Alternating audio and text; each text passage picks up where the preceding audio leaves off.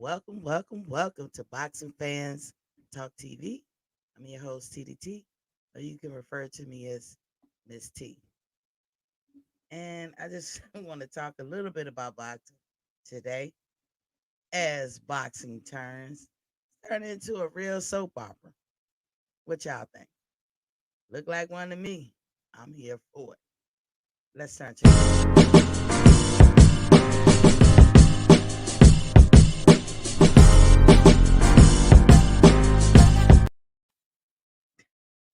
Something is going on. So let me refresh the page. Y'all work with me. I don't know. I'm having technical difficulty.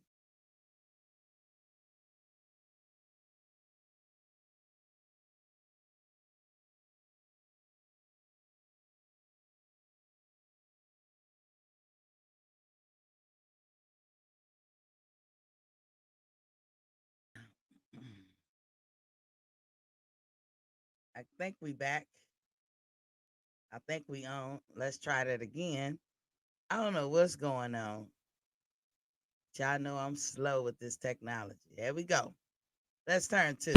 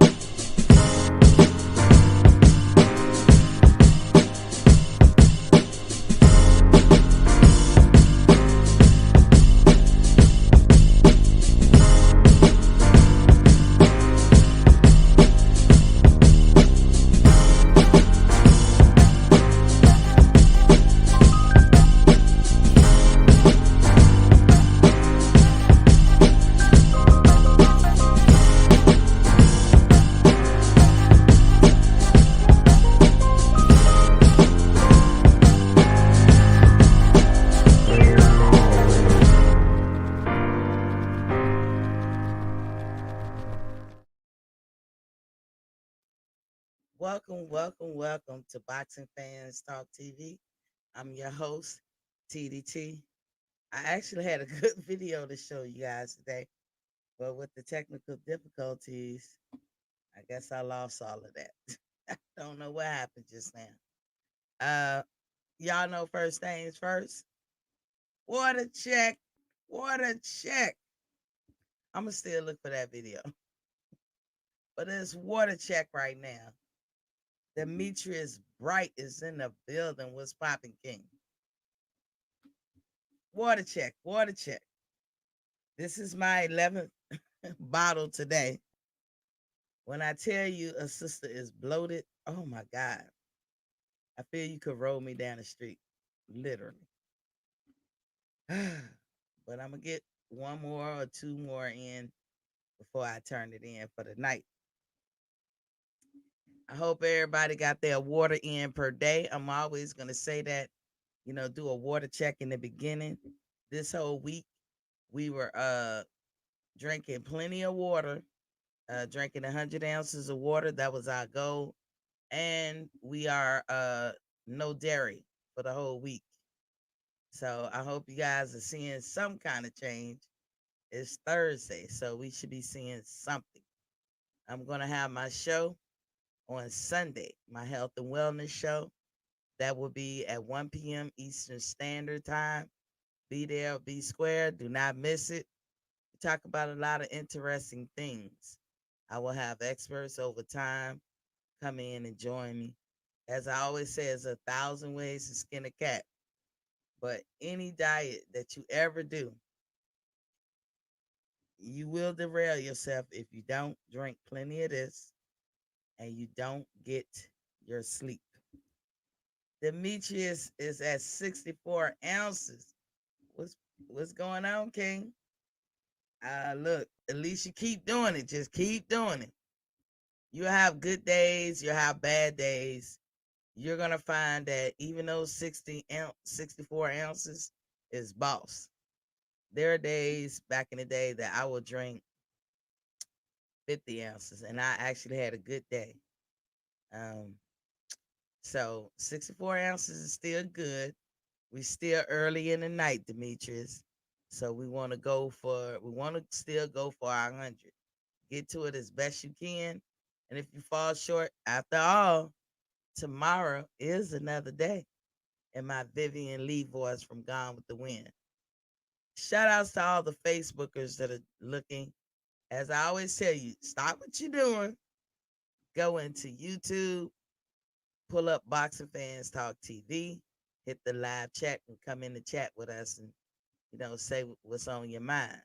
Join us in the chat. Um, Demetrius said, when you eat food, I see it makes it harder to drink 100 ounces of water. Yeah, that gets easier though. It shouldn't be hard because the purpose of the water is that it's I ain't gonna say it's a substitute for food, but it helps fill you up. Water is not.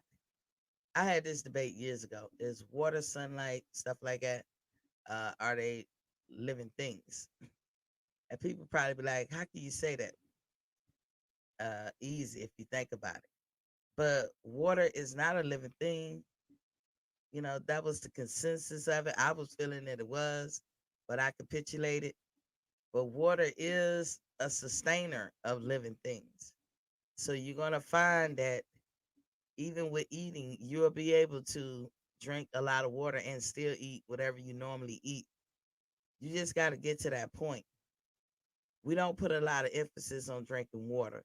And I hope that my show changes that for all of the listeners and the people who tune in. That's why I say something at the beginning. I talk about it a little bit. I might say something in the middle, and I definitely say something in the end. And then I do a show every Sunday. Water is a life sustainer. Nothing living can survive without water. Same thing with sunlight. Now, people will say, "Oh, what are you talking about?" There's regions in the world where it's like 6 months at a time darkness, or 6 months at a time sunlight. And, people suffer from that. Like, I could never live in that region. I would suffer from that. Sunlight is also a sustainer of living things. And so, since it go hand in hand with living things, and our bodies are like 70 to 75% approximately made of water, you need water. You need water uh, as much as you need to breathe. And over time, especially as we get older and set in our ways, we don't put enough emphasis on water, and we should. So I want to bring water back in style. Um, that's what I want to do. How are you doing with the dairy products, Demetrius? I'm interested to hear a little bit. Jumping ahead of ourselves. We like 4 days in. How are you doing with the no dairy? Because that's very important too. You'll see the effects of it as you go on. Like I said, this is my 11th bottle, 88 ounces. I still got more to go. Another bottle, perhaps two bottles. I'm always sipping water all day long. Today I feel bloated. Yesterday I didn't. You take it day by day, but nothing should deter you from you saying, I want to drink water. If you're peeing a lot, if that's going to deter you from wanting to drink water, don't let it get to you. You got to have a stronger mind than that. Um, a cure around that is it's not really a cure. You're gonna pee until you stop peeing, until your body get used to it. But have you ever noticed that when you're exercising or you're very hot or you expended a lot of energy, you can drink a hell of a lot of water? That's how it is. When we in the gym and we're doing boxing training, those young kids have no idea how much water they drink. Probably more water than they did. We have little squeeze bottles. And every time we do a drill, we squeezing water down their throat. And then they can ask for as much as they want. By the time they leave, I guarantee you they had at least 32 ounces in that hour of water. Now, the sad part about it is before they got to the gym, how much water did they drink? And think about it. If they had 32 ounces before they got there and had 32 ounces when they got there, they had their water intake for the day. Some of them, just with the water intake in that hour, they had their water intake for that day. Because we work with from 8 year olds up. So, an 8 year old average weight, I don't know, somewhere around 60 pounds plus or minus. But 32 ounces is their intake per that day. And they did it in an hour and didn't even notice. So we gonna bring water back in style for sure. Demetrius said I'm lactose intolerant, so drink that type of milk. Um, I did have one bowl of honey nut. Oh, I'm gonna tell you, Demetrius, they can say that that's healthy, but it's not. It's not the worst food, but it's not. It's full of sugar. It's full of sugar. Actually, between the two, water and honey nut Cheerios, water is the best for your heart. And that's a little tip for you guys. You should first thing in the morning, you should get up and drink at least 8 ounces of water. Before you lay down and close your eyes, you should drink 8 ounces of water.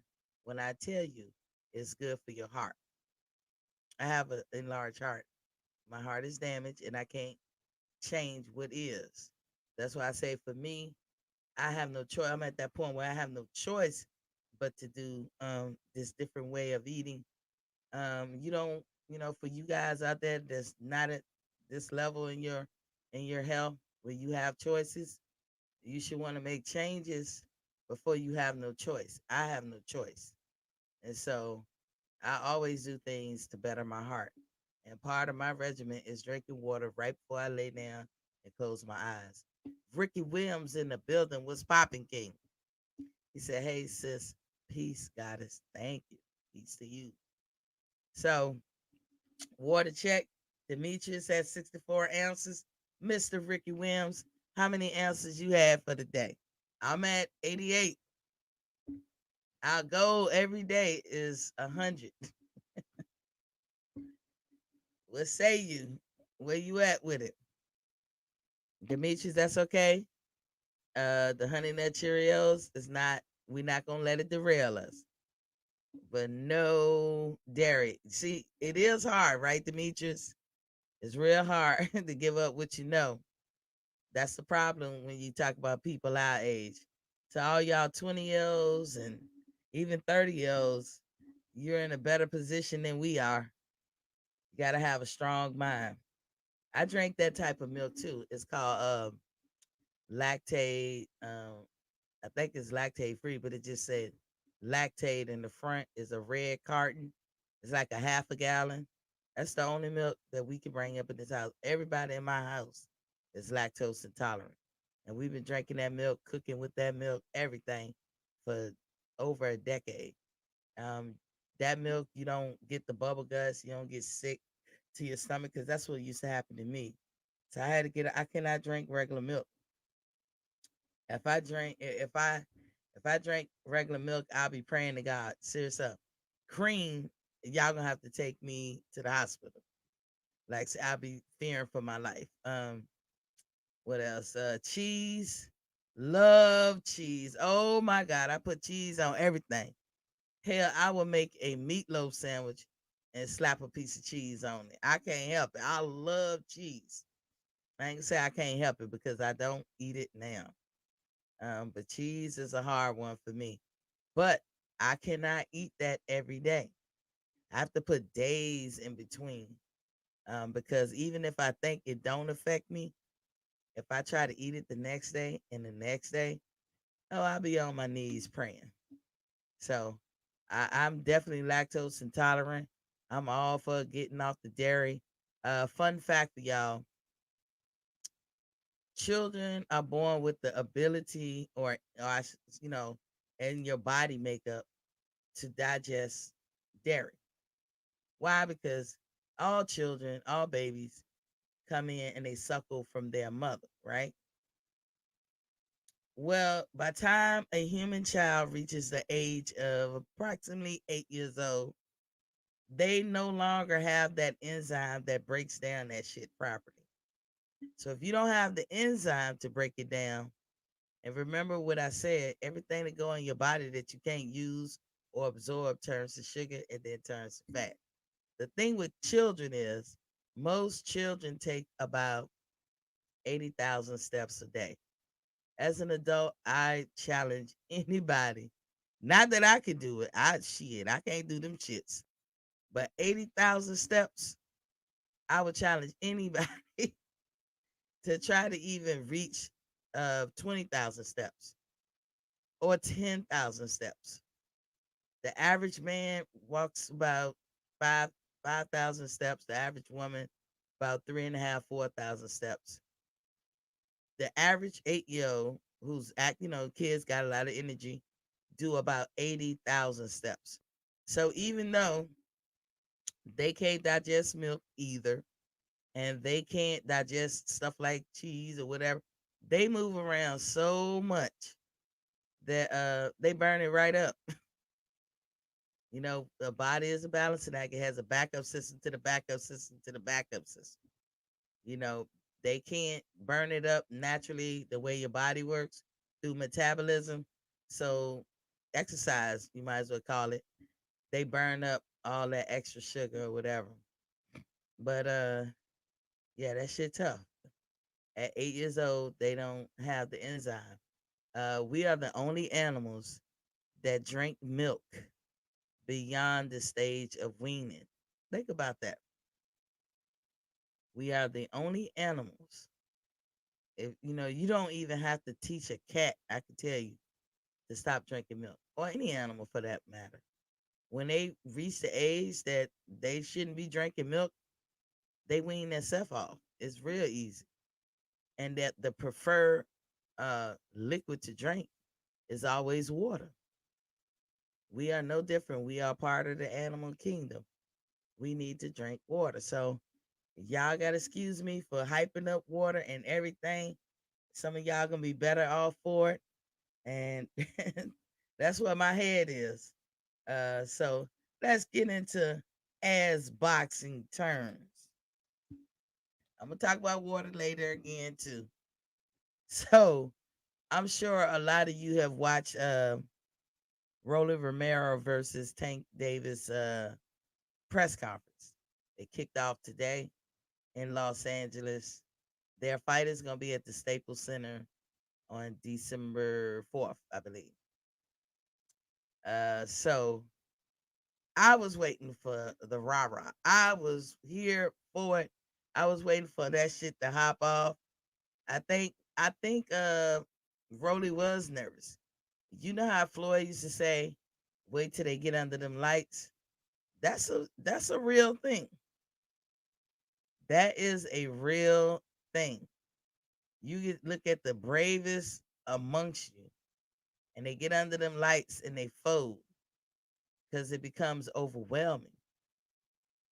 Demetri said, "I like my non-dairy with oatmeal and cereal." Oh, it's December 5th, not 4th. Okay.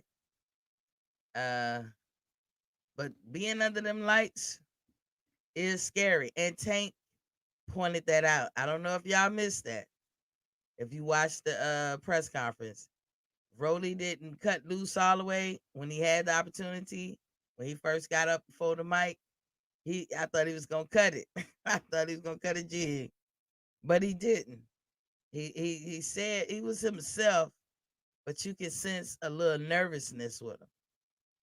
Tank picked up on it too, and Tank was a lot more relaxed than I've ever seen him. Because normally he don't talk, or he let Mayweather do the talking for him, or he don't really got nothing to say. Tank is gelling into his position. He has no fear, no worries, nothing when it comes to rolling. It's not that Rolly is scared. It's Rolly has never been at that level, and we're gonna see if he can handle it. Um, I'm gonna break off into this story. When I went to Spain the first time, you go into the military when you're young. In your head, you saying, "I'm gonna travel the world."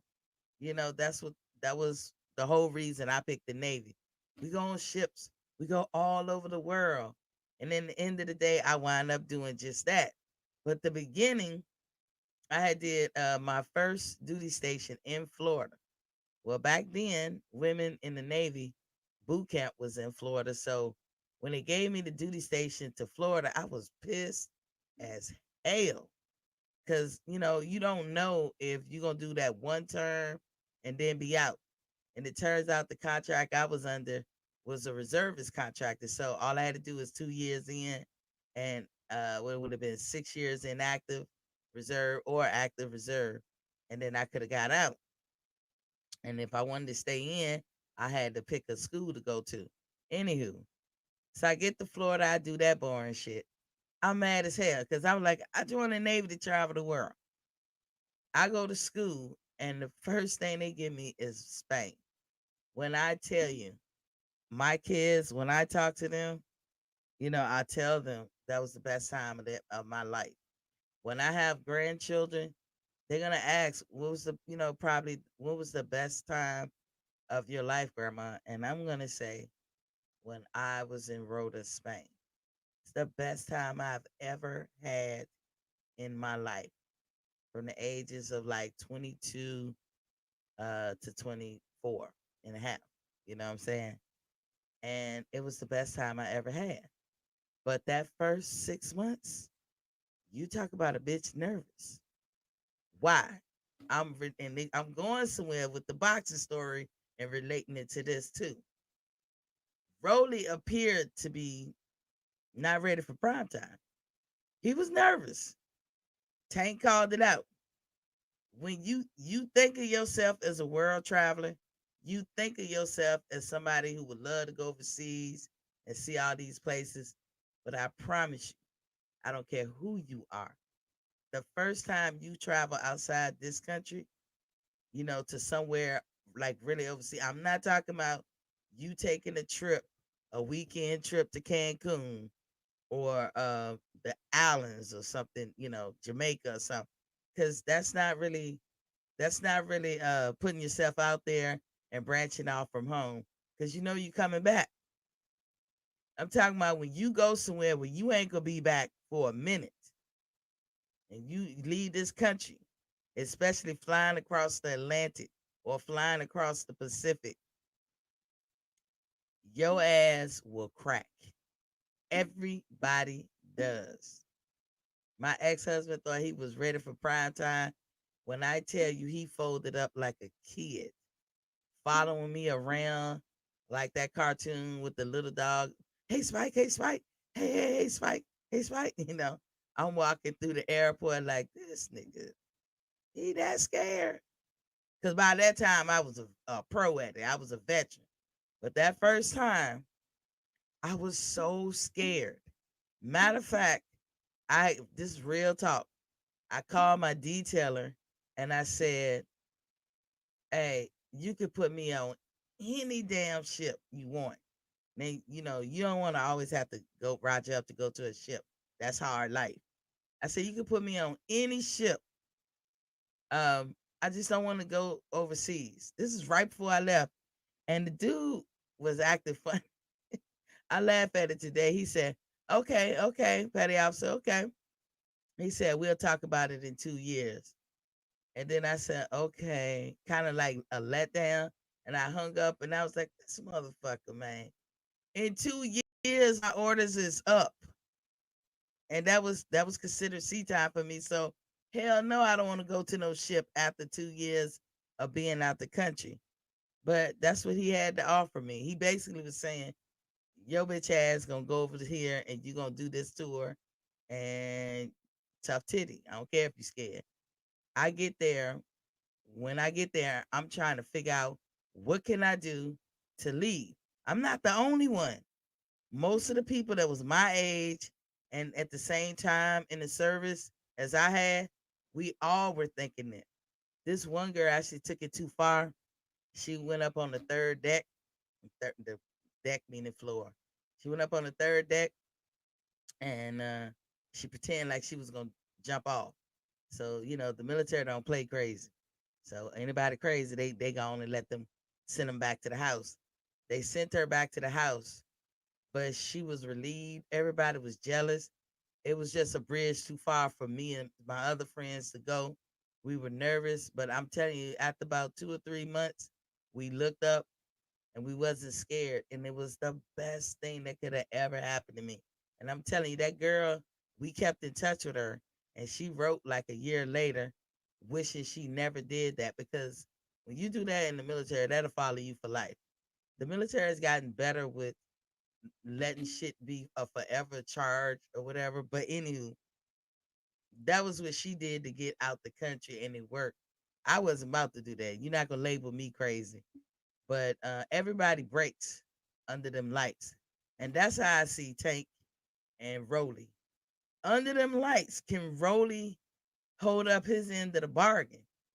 Tank has been there before, so this is what I take from that press conference. Tank has been there before. Can Rolly hold up under them lights? Will he be different or will he be the same? For him to have success, he must be the same. I don't think that Rolly is a better boxer than Tank. I don't think so. But he has just as much power, and that could be the equalizer. But will he be nervous? Like when Rolly gets in the ring, he doesn't hesitate. He come at you know what? There's sometimes I be like, damn, this dude. Rolly do some crazy stuff and say crazy stuff. But I like his bottom line attitude. He don't give a fuck. He thinks highly of himself. He's very confident. And he really believes he can knock Tank ass out. He believes in his power and he don't care. I've seen Fight Hype give him interviews, and I mean the dude is a good interviewer. Like he at this point, I want to interview his ass. You know, I have been critical of Rolly because I felt like he crossed the line sometimes, but I cannot say nothing bad about the things he's saying leading up to this fight because it's on those fighters as well as their promoters to sell a fight. We know that Mayweather, they both fight under him. We know that Mayweather and them gonna do their part, hopefully, to sell a fight. But what are the fighters gonna do? Tank, to me, he's he's he's yards ahead of Rolly because to me, Tank came out of his shell. He came out of his shell and he carried himself like a seasoned veteran in his trash talking. He wasn't nervous. He called him a clown. They talk cash shit to each other. Rolly was trying to get the ball rolling when Floyd was up on the stage talking. Floyd had to tell him, y'all, chill, chill. Wait a hot second. Rolly called him a bitch. You can see I was trying to read lips. Uh Tank kept calling him trash and calling him a clown. Um, just as they was warming up, when the media was asking questions, the guy ended it right there. And then he had them face off.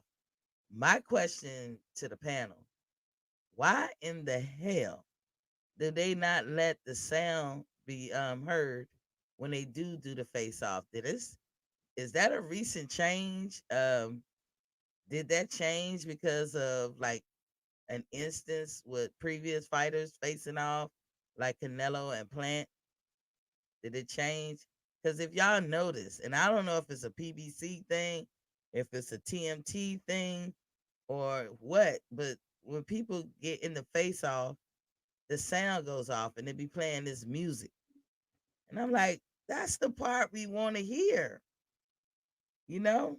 Why are y'all cutting that part? That's our jam. That is the soap opera right there. I want to hear it. And so we gonna have to rely on places like Fight Hype or whoever else was out there that recorded it, because Showtime blocked whatever they were saying out by playing the music over top of it. Rolly had on this, I don't know what kind of fur. I seen a meme where somebody had like a trash can full of dead wolves. That wasn't cute. I'm just laughing because the wolves that was in that trash can fur looked just like what Rolly had on. And Tank was like, "It's motherfucking hot as hell out here, and you got that fur on." The whole time Rolly was wiping his head. He and Rolly straight up was calling Tank a bitch. Now that part he wasn't hesitant. He makes a point too. I had said this a couple of videos ago. I said, is it me or do Tank look like he's more strategic when he fights? Meaning, I remember when Tank first came out, he was just throwing. He was throwing them, right? But now Tank look like he take his time. He want to get you just right. He want to line you up.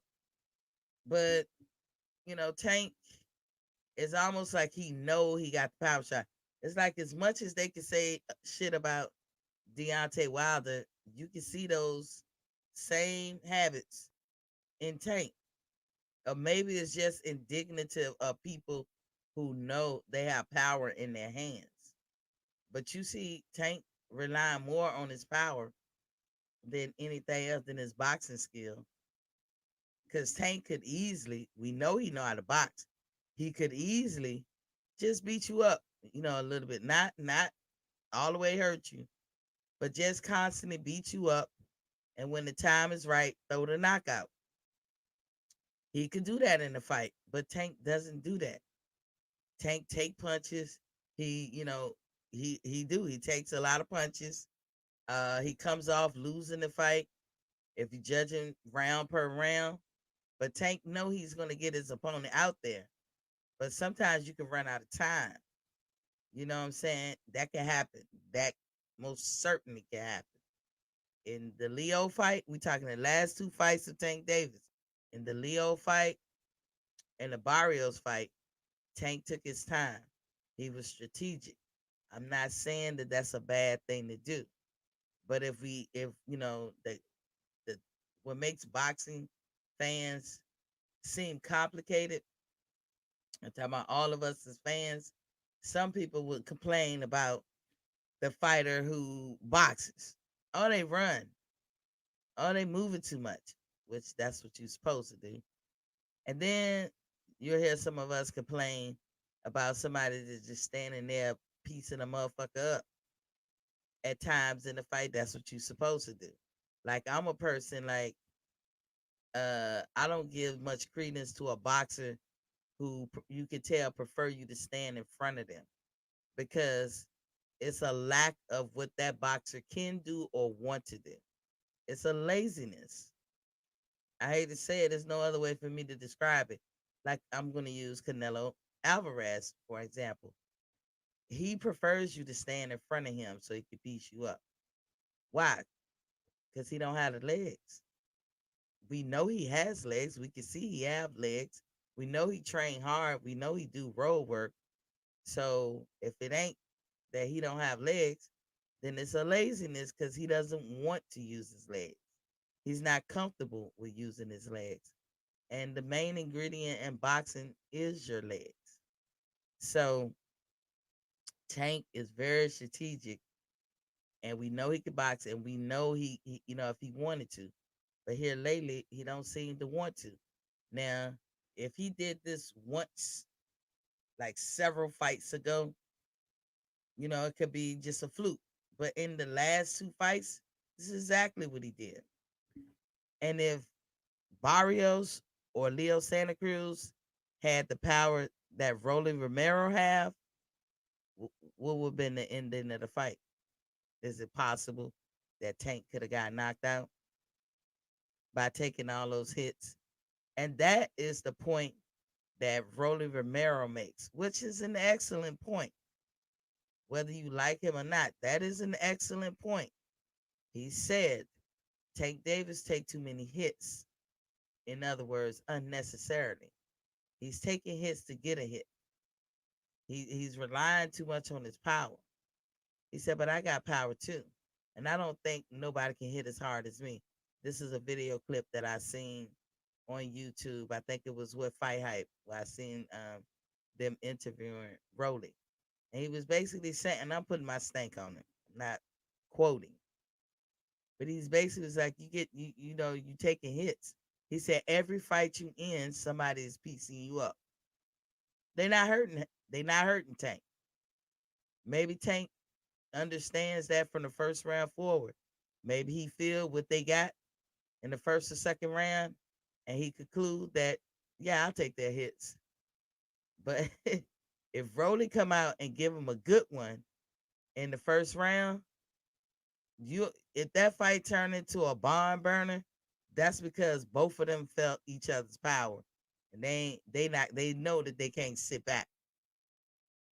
Now, what Tank have over Rolly? Rolly is late in the game by his own admission. He started boxing at 17, so his skill level comparatively to Tank Davis is going to be substandard. You know, he hasn't been in it long enough and had repetitive sessions where shit is like the back of his hand. So, but have I seen improvement in Rolly over his last couple of fights? I sure have. You know, as I said before, him talking about other people in his divisions, I call it trash talking. I would say I haven't seen Rolly as a late, you know, step outside of his boundaries. You know what I'm saying? At least he's not out there trying to down Deontay Wilder. I hope now that I said that he don't come back and do it, because he gonna make me feel a certain kind of way. I don't like them shits. I don't like when they do that. But Rolly makes an excellent point. Rolly got cracked. I've seen him set up punches. You ain't gonna get angles on him that easy. He's good at that too. Like Rolly doesn't have a lot of tricks in his bag, but the couple of things he do have, I can tell you right now, Tank, don't try to get angles on him because he got that. And even with that angle, when he turned, the power that he have from that short distance is tremendous. And you gonna feel that. He might shock you. So they both, in my opinion, have to be careful. I like the press conference. It wasn't that long. Excuse me. I told y'all, man, this water got me having the hiccups and everything. Um, Leonard got up there, Floyd got up there. You know, y'all, is it me or Floyd be trying to have an answer to all the criticisms that he get on social media? Because Floyd get up there, he always say stuff. You be like, where that come from, Floyd? But I think Floyd be answering some of the critiques that he be getting through social media. Floyd didn't ask to come up on stage; they asked him. Uh, the way Tank was, he don't ever need to really speak for Tank ever again. And if Tank is better at talking for himself, is because of emotion. Now everybody want to save face and say it's not bad blood or it's not emotion, but you know it is. You know it is. I think Rolling thrives in emotional shit, whereas other people wouldn't. That's an advantage I think he has over Tank. Reggie Bell in the building was popping king. So I saw a lot in this press conference. It was not that long, but I saw enough to give me somewhat of an idea of what to expect. This is actually going to be a good fight, in my opinion. You know, if I might have to just buckle down and buy it. This is actually going to be a good fight because Rolly is not coming to lose. And he believe in himself. He even I saw a clip when they was asking him questions about Tank, which that's what's in front of him. He brings up Linares like he couldn't even remember his name.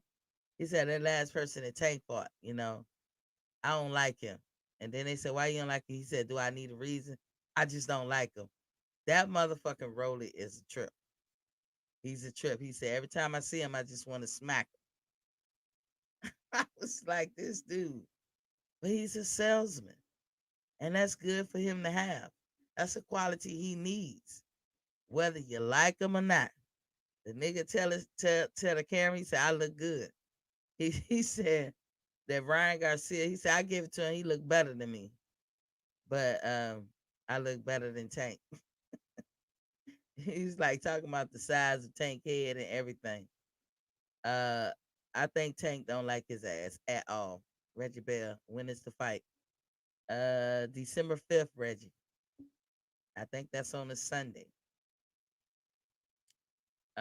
It's a top rank no, I'm sorry, PBC event, but under Mayweather promotion. And if it's pay-per-view, uh if it's Showtime pay-per-view, then it will be showed the following week for free. It's on a Sunday. Now I don't know what that means for football December 5th, but it's on a Sunday, and I'm sure people gonna tune in because it's Tank Davis. Tank is a draw. Like, he draws people in. And people going there's a lot of people going to see the fight just on the strength of him, no matter what day he fight. And once Rolly get the ball rolling with all the shit talking, I mean, for real, we like 2 weeks out. We're like 2 weeks away from the end of the month. And they're like the first week in December. So it technically more like 3 weeks out, but I'm gonna say 2 weeks out because once fight week hit, oh my God, the fireworks are gonna be going. But I would say for Rolly, he better get rid of his fear because Rolly, I saw it just like Tank saw it, and it has nothing to do with you being scared to face Tank, and everything to do with you being nervous and on this level, this stage, these bright lights. That can be anybody. Any one of us could be brave as hell. I know people who won't call in here and want to, but just knowing that their voice will be on the air somewhere scares them.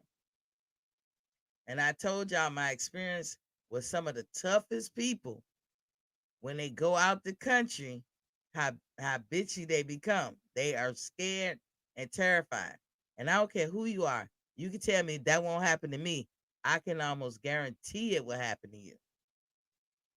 PGH big dog in the building was popping king.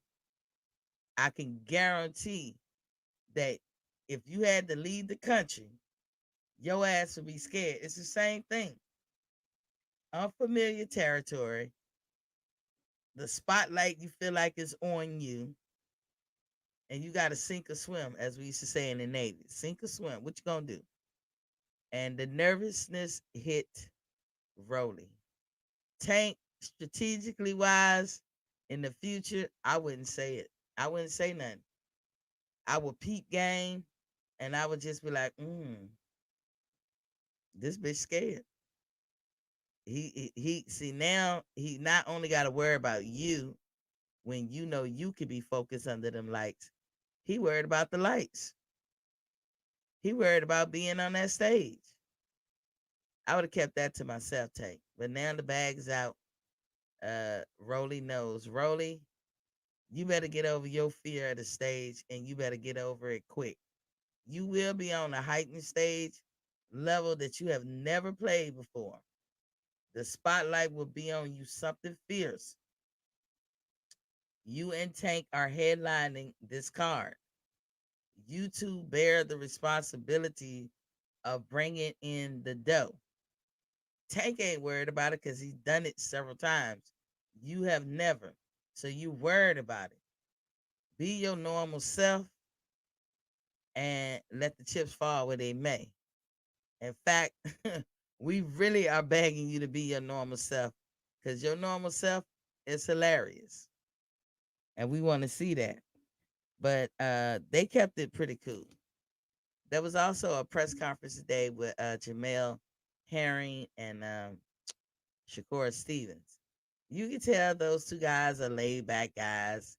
Like I don't think they could do nothing to get Jamel to come out of his comfort zone or out of his character or whatever. He's a laid back, cool guy. He don't want to cause waves, but he ain't scared at all. That motherfucker had a serious look on his face. In fact, the best part of that press conference was Bo Mack and everybody yelling in the background. I guess they all friends. I mean, I know that Shakur and Terrence is, but Jamel is part of the team. I think they all are friends. But Bo Mack was talking mad shit. I loved it. And I guess one of the highlights is when they did the face off. Shakur, he was rocking side to side. Bo Mack was like, "Oh, you nervous? I see it. I see it," because he couldn't stand still. And then he was leaning over around uh Jamel, trying to talk to Bo Mack, telling him, like, you line them up, I'll beat them all. I'm just, paraphrasing. And then he grabbed Jamel's belt, like kind of like almost like he's trying to take it off him.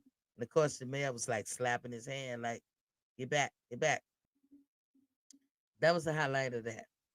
They're not big on talking shit. The one thing that I took from that press conference is I don't think he had a good response for when they was trying to ask him about his last fight. And he should have said something to the effect of, I did my job. If that motherfucker couldn't keep up with me, that's not my fault. Y'all not gonna make me feel bad for me being a pure boxer and doing my job correctly, and I'm not apologizing. Don't let them call you a boring fighter and make you think you have to explain to people why you kick somebody's ass. And that goes for Shakur. But that really goes for any fighter. When they try to tell you that you're boring or that you run or whatever, there's an agenda behind that. Because if they all that, would it matter? Would it matter? You think about it. You've been in fights. Hold on, y'all. I don't know why people call me during the show.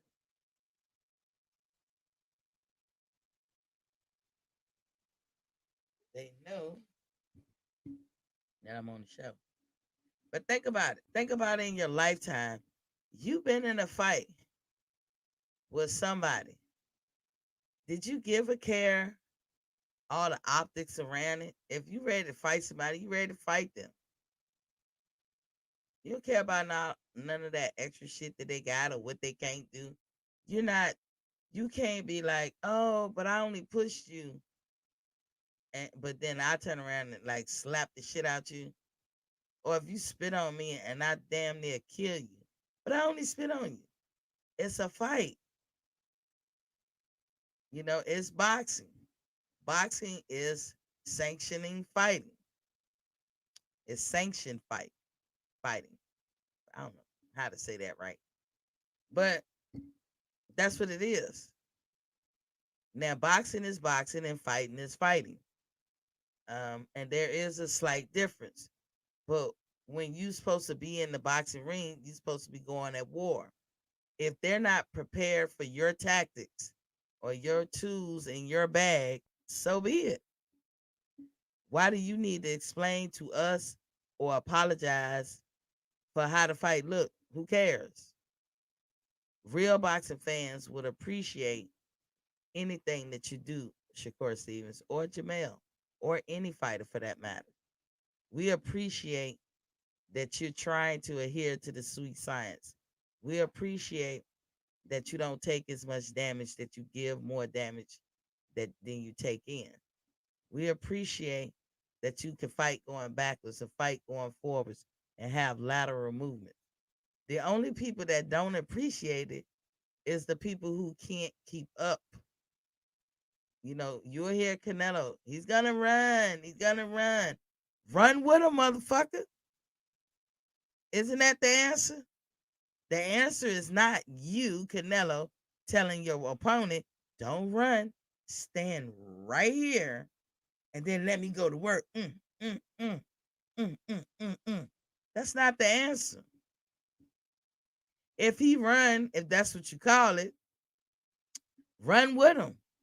What's the point of the road work? If he covers up all the time and don't give you a clear shot, find an opening. Use angles. You got to be strategic in there. But all y'all young fighters, but especially to Shakur Stevens, stop that shit. Don't do that. Please don't do that no more. Don't apologize for how your fights look. We see the skills. We know you talented. Do what you do. If they can't keep up, oh well. Oh well. They'll probably try to avoid you. Like some people claim you avoided Gary Russell, but that's neither here or there. I don't know. Just something I heard, but I really haven't looked into that to speak intelligently about it. But that's what they claim. Because you was there in that 126, but you didn't fight him. You move up to the next weight level, weight class. Maybe you did, maybe you didn't. Maybe you just couldn't make that weight no more. But in the end of the day, nobody's holding you to it. It's a new slate. Get in there, do what you do. If you can have an answer for everything Jamel does and you make him look mediocre, that's cool. It's fine with us. Only people who gonna complain is the people that can't beat you or don't like it. They cannot match that style. Most of those Mexican fighters cannot match the style. You would think, since they on this side of the world, that they will know that their way is not the bomb.com. As I talked about yesterday, with Eddie Reynoso saying that Mexican boxing is number one. Where? When? Y'all don't even move your feet. You don't even do lateral movement. Bring generalship. When? Where? So don't fall into that trap, Shakur. But I think Shakur was trying to make it exciting. He was trying to sell a fight by talking the little crap that he did. He just couldn't put Jamel pull him out of his comfort zone. And I would say to this, I got Shakur winning the fight. I don't know. How about y'all? Y'all could call in 706-804-4449. That's 706-804-4449. I had put the link in the chat. I'm going to put it back in the chat. I got Shakur Stevens winning this fight. What about y'all?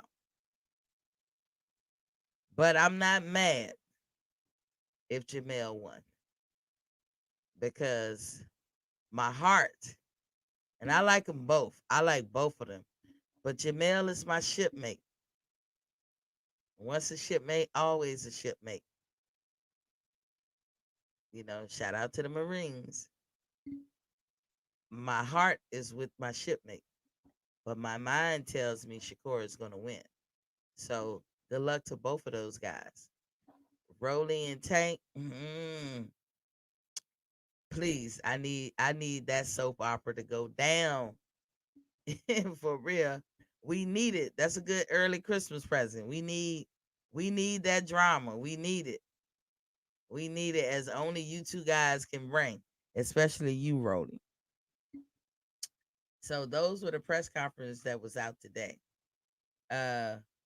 And they overall both of them were good. They were decent. I'm definitely gonna be watching the fight this weekend, and I'm definitely gonna be oh, my dog scared the shit out of me. I'm definitely gonna be watching the Rolling and Tank fight. I can't miss it. I'm sorry. I'm just already there. I'm ready for it. Anywho, so y'all heard me talk about Dillian White. Dillian. Y'all know I don't like him. And y'all know why. He's a cheater. Taco meat is a cheater. And I don't like cheaters, and I never will. Taco meat has recently made up an excuse to get out his fight with Otto Wallin. I do keep the same energy. I say I apologize to Otto Wylin. I feel bad that this happened to you, player. But there's nothing we could do about it. He's a cheater. And what better boxing match to look at is two cheaters facing each other? I have a sneaky suspicion that Tyson Fury does not want to fight Dillian. Even though people would say he got Deontay's number.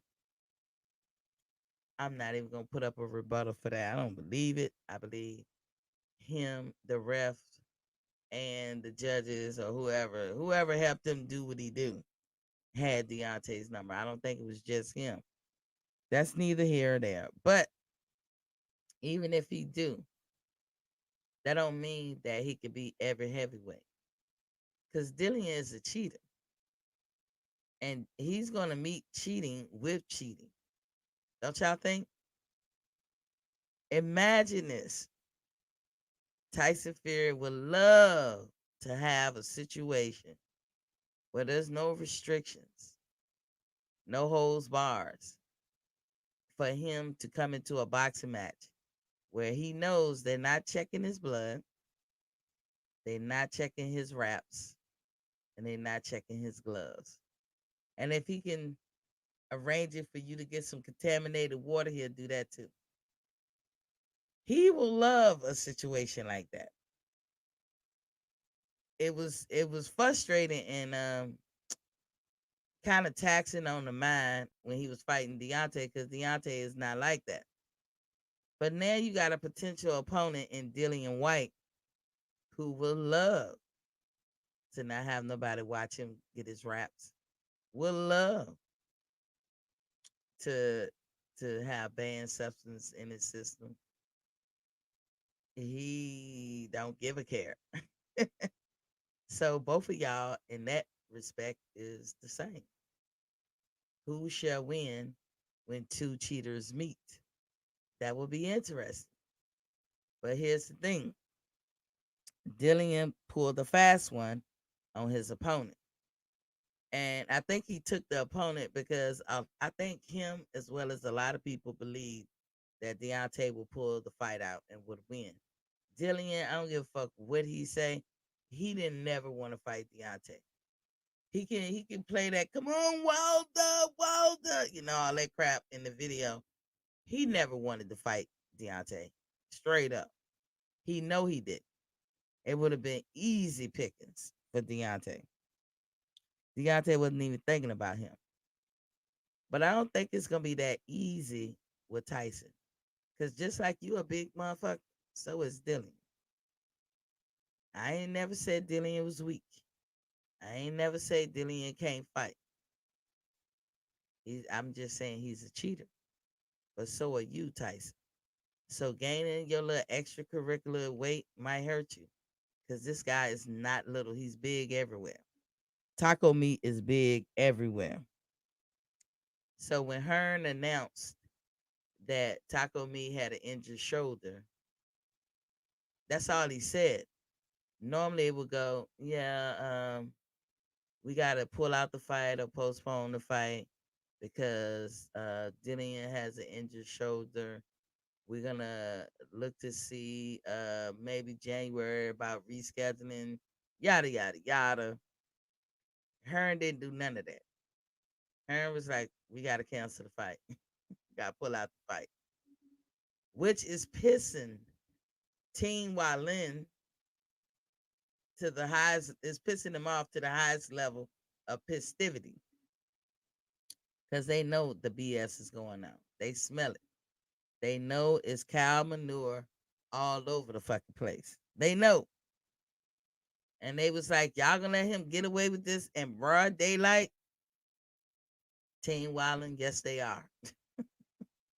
Yes they are. It's been speculated that Tyson Fury might even want to stop fighting. Give him too much time on his hands.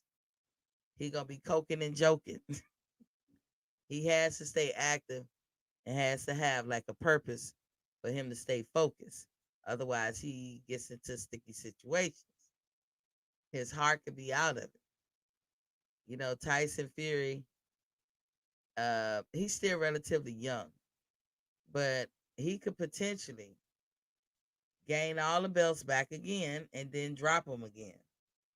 And he has a problem mentally. I think his problem is he doesn't earn shit he does. He know he's a cheater and he doesn't get a fair shot. So do people really think you great, or you pull the magic trick over everybody's eyes? That's what I think. See, shit like that, if you have any modicum of respect for yourself, any little bit of integrity, just a little bit, it only takes a little bit for yourself. I think you cannot, in good conscience, ride off into the sunset, believing the hype or just happy about the things you've done, especially when people praising you. If they just say, oh, he won and that was that, and they don't talk about him and he disappears and into his world and you don't see him again till the fight happen, another fight come up, maybe.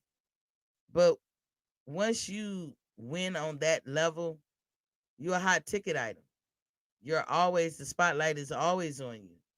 And to have a spotlight on you when you know you are a front row seat to some bullshit, I think it can bother you.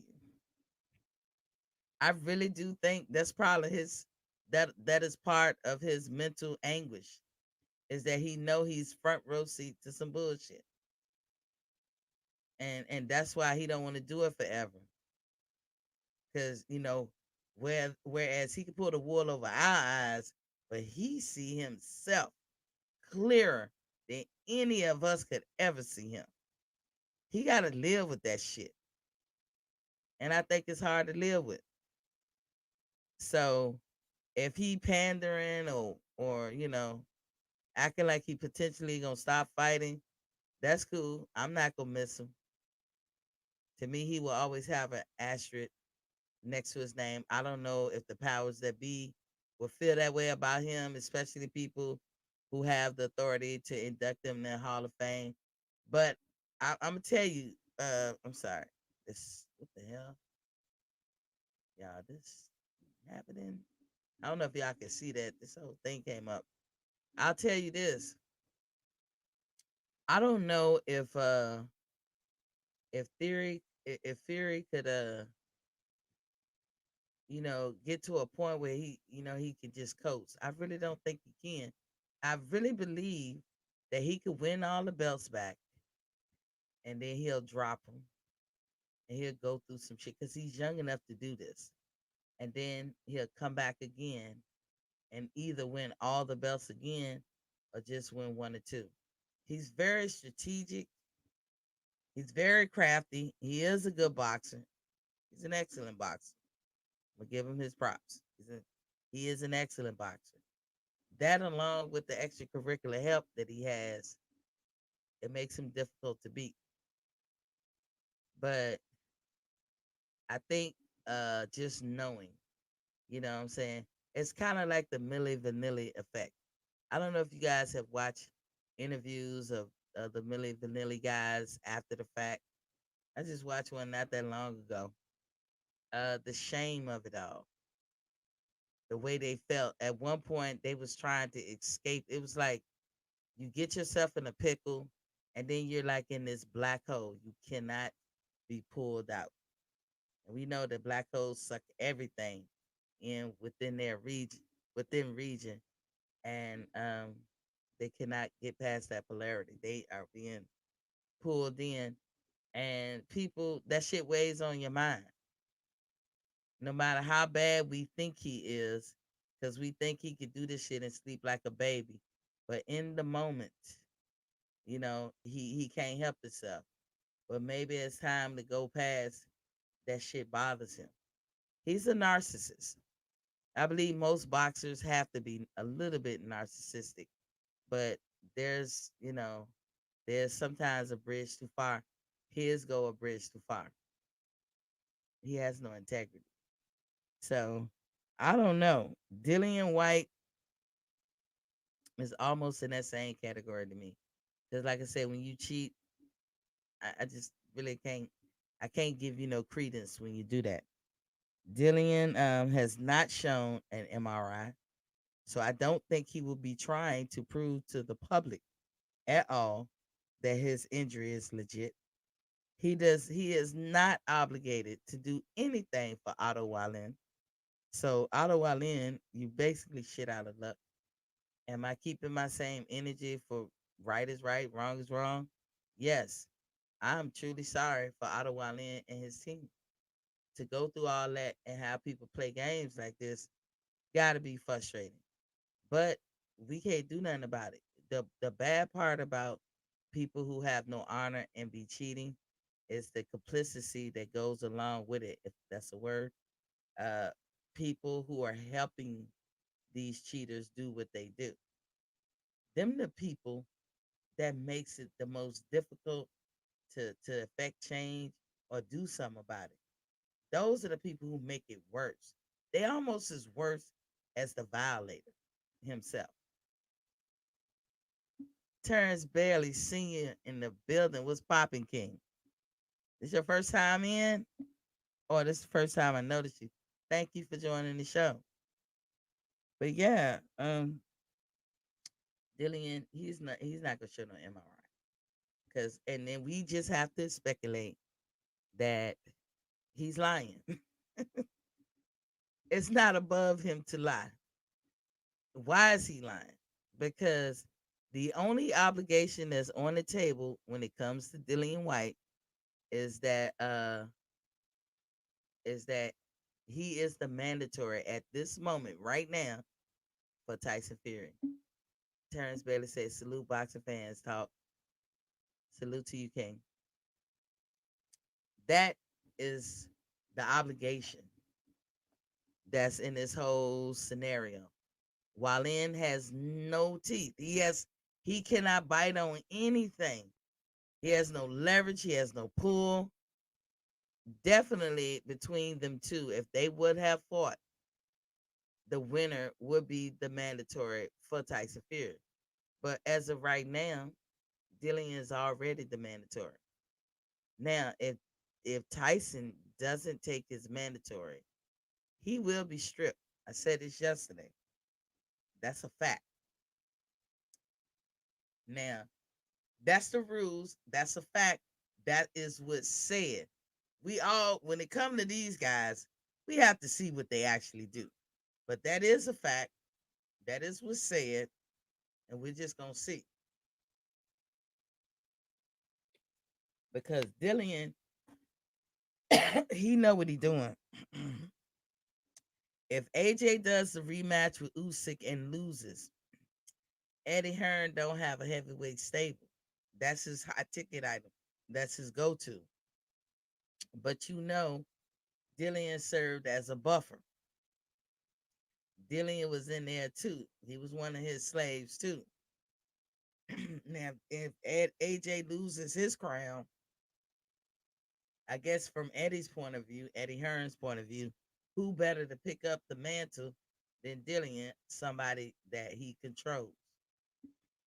He could get Dillian to fight, win that WBC, because as I say, those tactics that Tyson used on Deontay probably would not work on Dillian. Dillian is a big boy. Taco meat is big.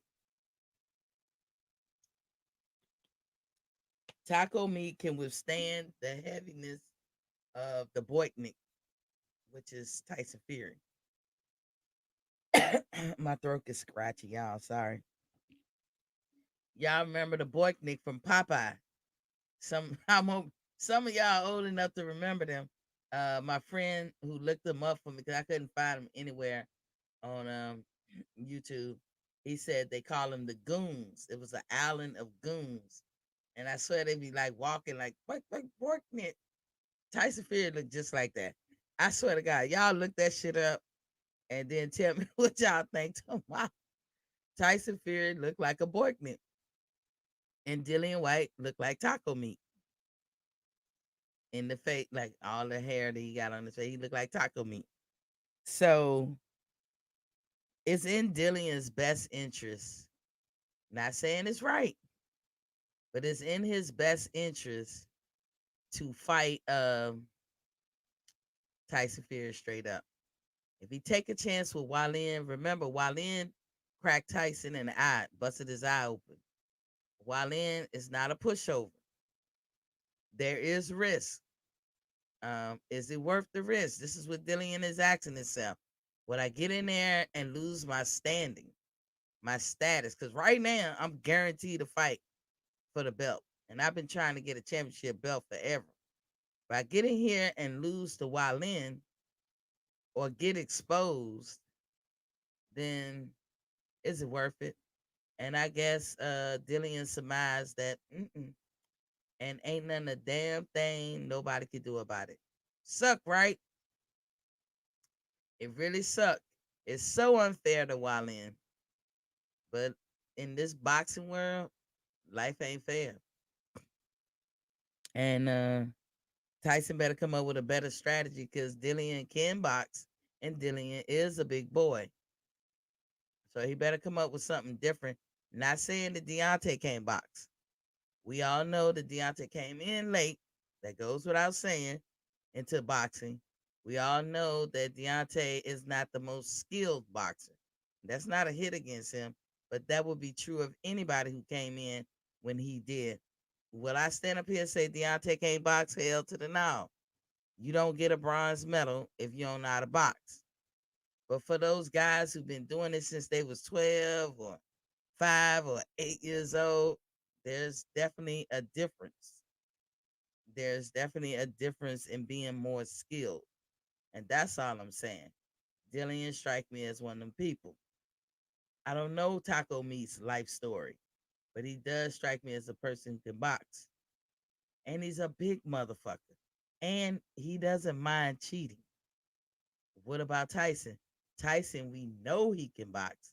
And he's a big motherfucker. And he does cheat. So does Dillian. Dillian got caught. So they both the same.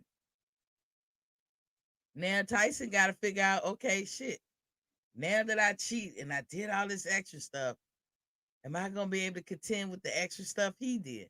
That's why that fight would be interesting, because hey, we're gonna see active activist theory play right out. He believes that all the fighters should be able to cheat, which I don't agree with.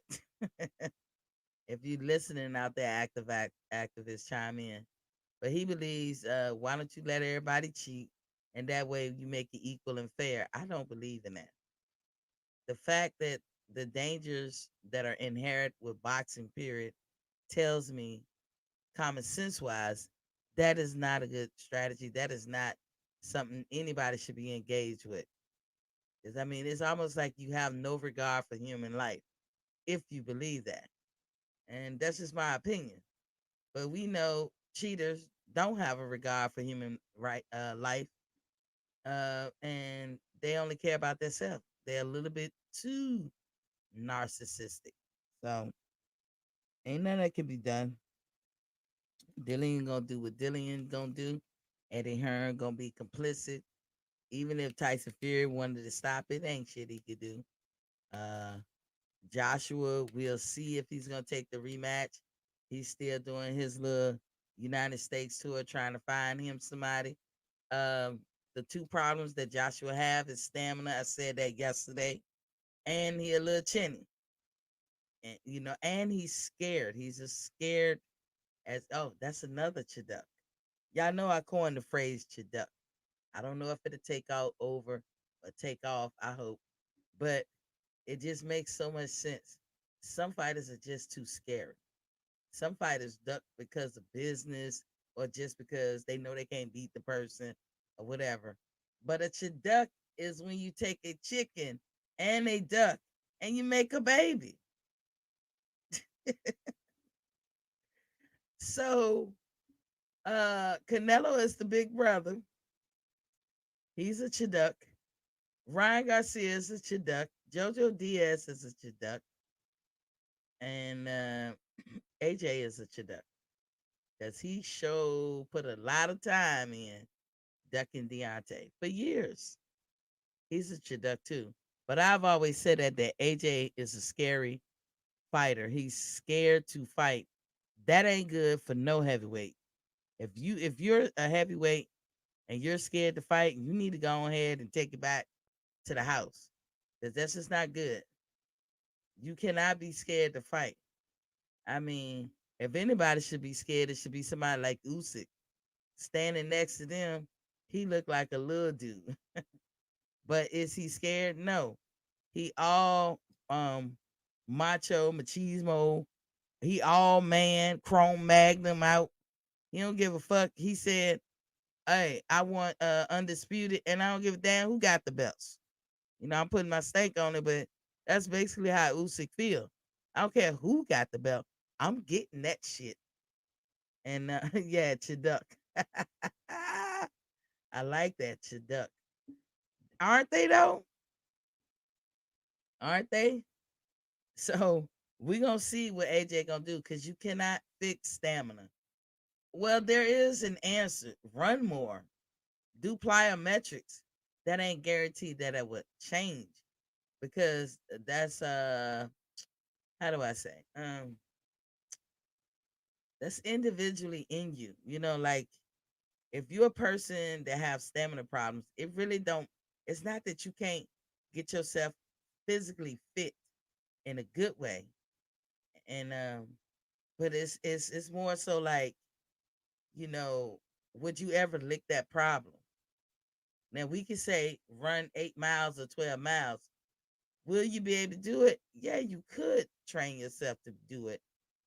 It don't mean you totally get rid of stamina because the people who are running 8 and 10 miles with you, your stamina compared to theirs is still gonna be lacking. So it's almost like, what do you really do? You have no choice but to do a lot of cardio. I would say hit training. AJ should do like get on a fan bike and like what the first 30 seconds of the minute pedal at normal speed, the last 30 seconds of the minute haul ass. What's up? The boxing section. What's up, Kyle? What's going on? Have a good Hey, one. I'm good. I'm good. I'm here trying to cook a little bit. What's your secret? What you cooking on? I'm cooking on taco meat, Dillian White.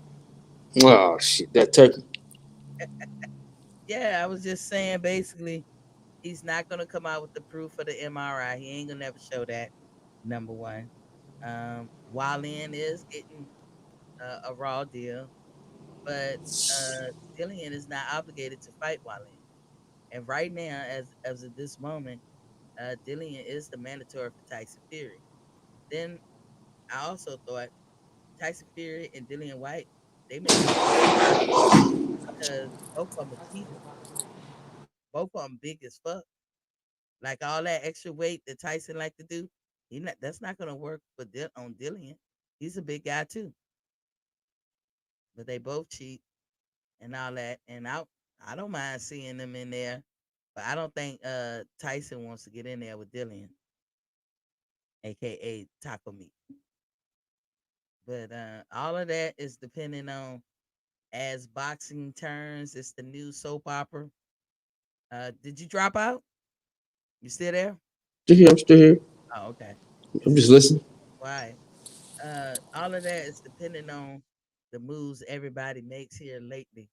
Like Usyk, is AJ gonna really fight him? I know AJ shopping around, but a lot of people that know that AJ has an acceptable excuse to be on that T.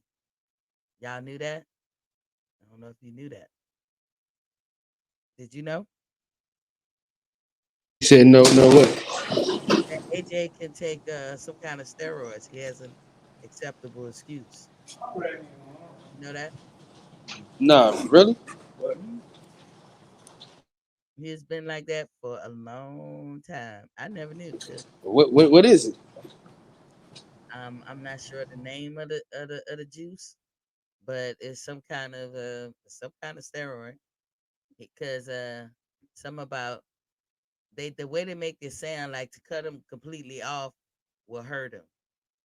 It's kind of like what they'll say to women who smoke while pregnant. They'll be like, she can't stop smoking just because she's pregnant because she's been doing it too long and too much, and it's gonna cause the baby to have a cardiac arrest, which is all true things. But that's kind of how it sounds about why they accept him to do the steroids.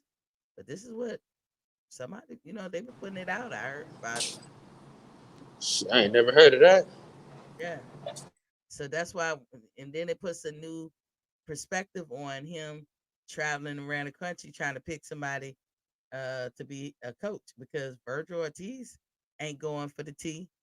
I don't think Rodney Shields is going for the T.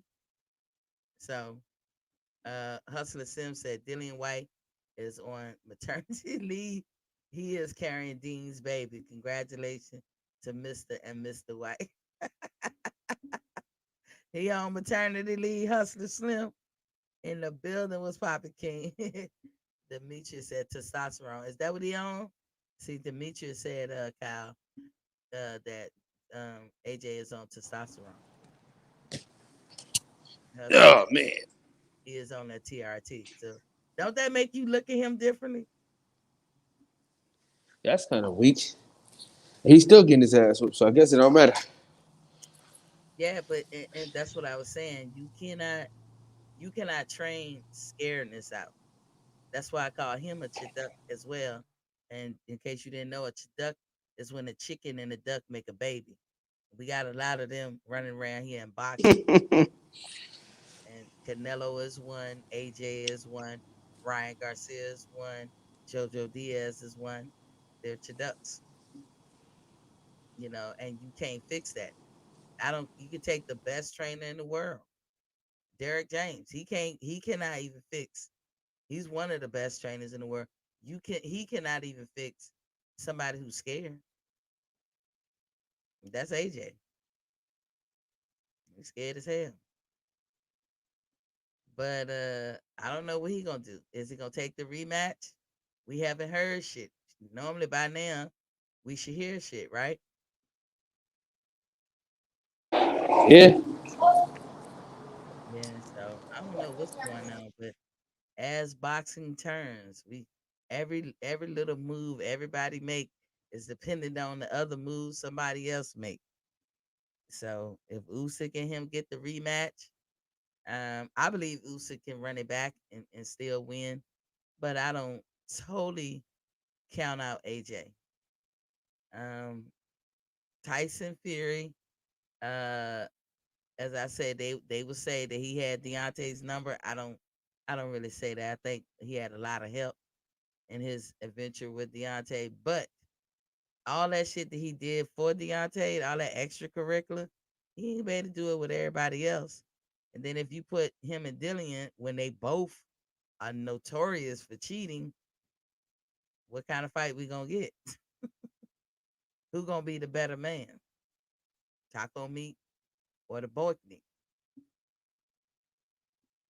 And the Boyknik is remember them goons and Popeye? That's yeah. Tyson. I think he's not gonna have to do that with nobody else though. These Yeah, dudes don't possess the skill set that Deontay Wilder possessed. He don't got to do that with these bums.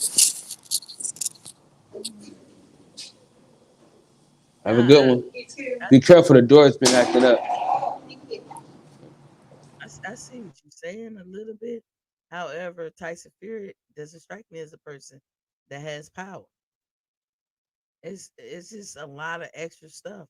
I do believe that Deontay, I don't know, but I believe that he sustained an injury from that second fight because why is his ear, was messed up again? Why was it so easy? As I told my show, I had what they call a left to planoplasty in 1991. Um, it wasn't, and I was 20 years old when I had it. Um, it wasn't until I was like 34 when my ear finally felt normal. So ear pain or surgery or mishaps, they last for a long time. You don't that shit does just don't heal that quick. In case people were wondering, an ear injury takes forever to heal. So I'm thinking that anytime Deontay fights, if somebody whack him in the ear one good time, he can have that problem. It's not because Tyson is just so powerful. We know he had some extracurricular help in that second fight. I think he caused some serious damage. My thing is though, can't nobody else get up though. Nobody, you don't think nobody else skill wise can match Tyson Fury? No, no. The only person that could have beat Tyson Fury is Deontay Wilder. Deontay Wilder couldn't do it, so can't nobody else beat him, man. They're not good enough. I don't think Tyson really want to fight nobody else. Everybody else too small. I don't know what he gonna do, but shit, you gotta give him his credit, man. He better than everybody else. These dudes is chumps, man. Yeah, I can't give him his credit. I accept the fact that he won technically. I'm just saying he's a chump, but he better than everybody else. You could say that.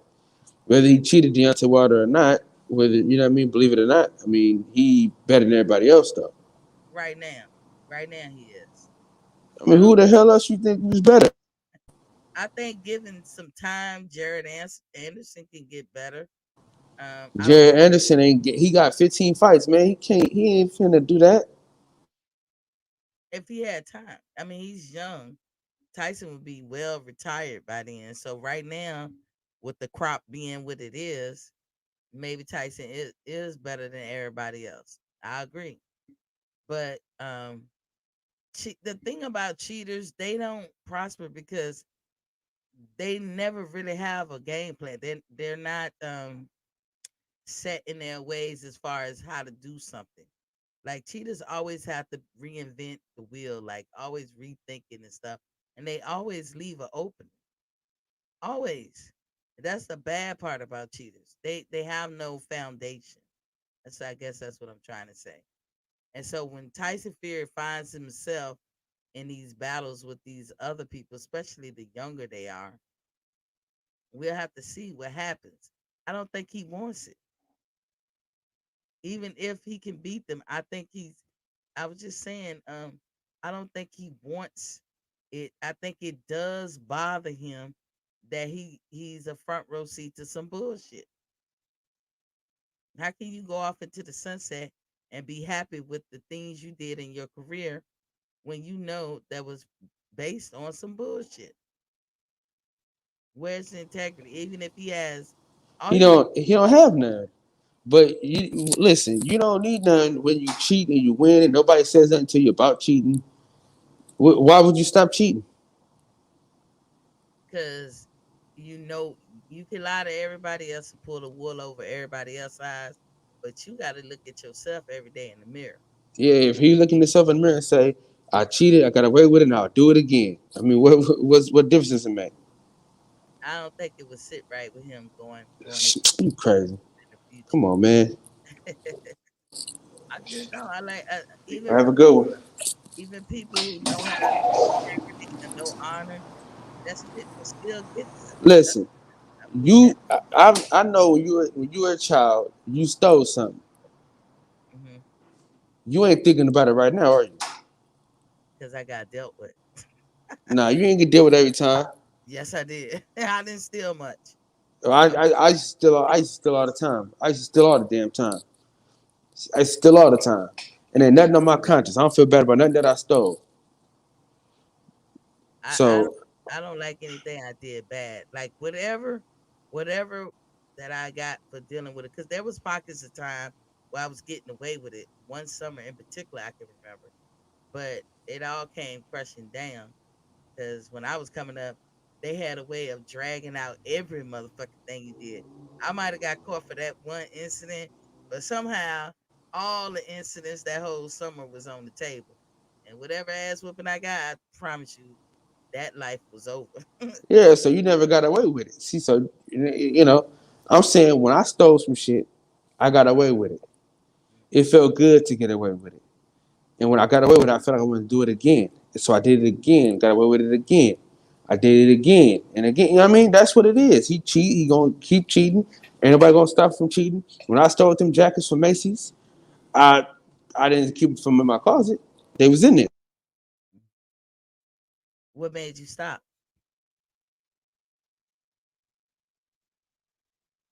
What made you give it up? You on mute or something? Oh, Jesus made me stop though.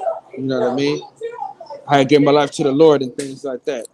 Then I got older and I can afford some stuff to buy my own stuff, so I stopped stealing. But those jackets, I didn't, and nothing. I didn't feel bad about stealing them jackets. I hung them suckers up in my closet. You don't think Tyson Fury hanging them belts up in his trophy case? You're crazy. I think he's narcissistic. I think in time.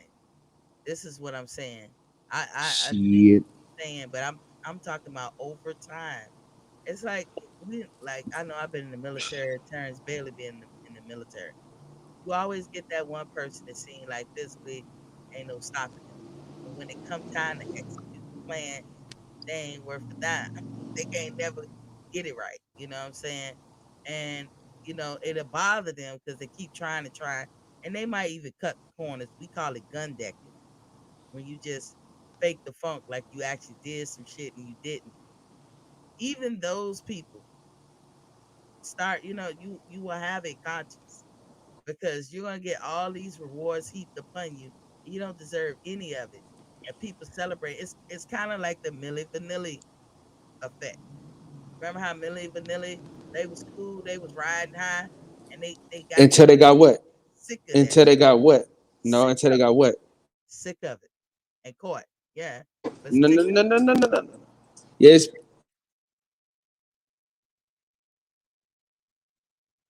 no. Millie Vanilli, they didn't kill themselves or get depressed because they did that. They got depressed and killed themselves because they got caught. He hadn't got caught, so They that's the didn't kill difference. themselves. See, that's news to me. I didn't think that they killed themselves. One of them killed themselves, and the One of them. other one was dealing with a depression. Yeah, but that's because they got caught. No, the guy who's still living, because I just saw something on him like in the early part of the summer this year. He was saying that they were sick of the shit. The whole time they was like, "Oh man, can y'all stop?" And when they did the first album, they said, "Okay, we had fun, we fucked bitches, we had money, we did all this stuff. Okay, but when we come back, we want to do our own." From right there at the hype of them, they wanted to make a change, even though they was riding high off the success. But when they got caught, it just you didn't right the wrong before you got caught. I'm telling you, Tyson Fury is everything that he does to himself, like all the banned substance and all this abuse and all this stuff he does to himself. All of that shit gonna come out in the wash, and he gonna be godly sorry. Like people, they people who seem like they way too narcissistic.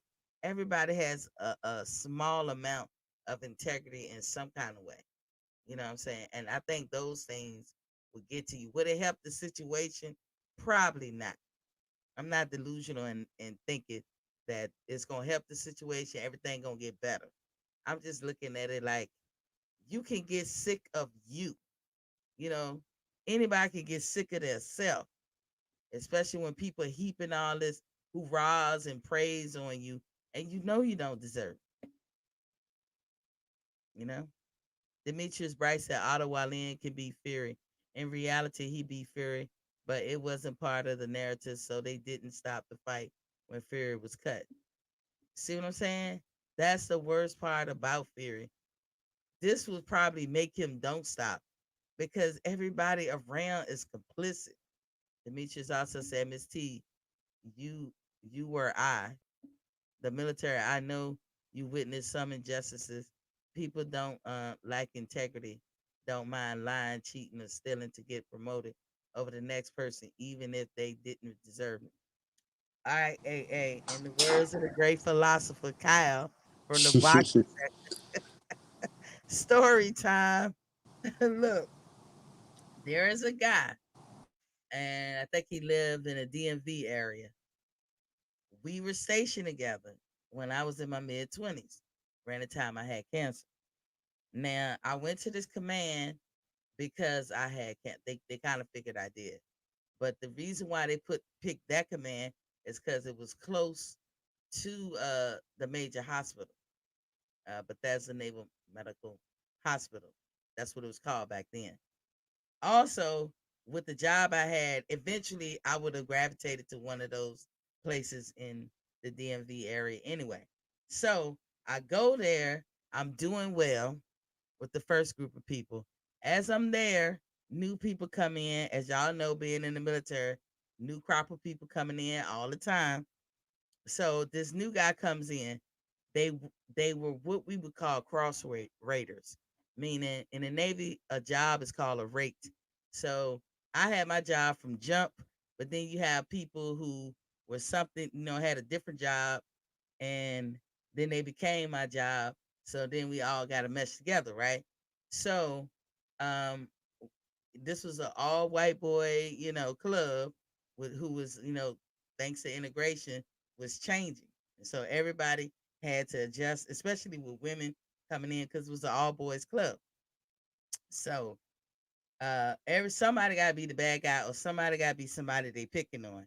So when you fucking with black people, you always gotta have your token black on the side when you really want to get at one black person.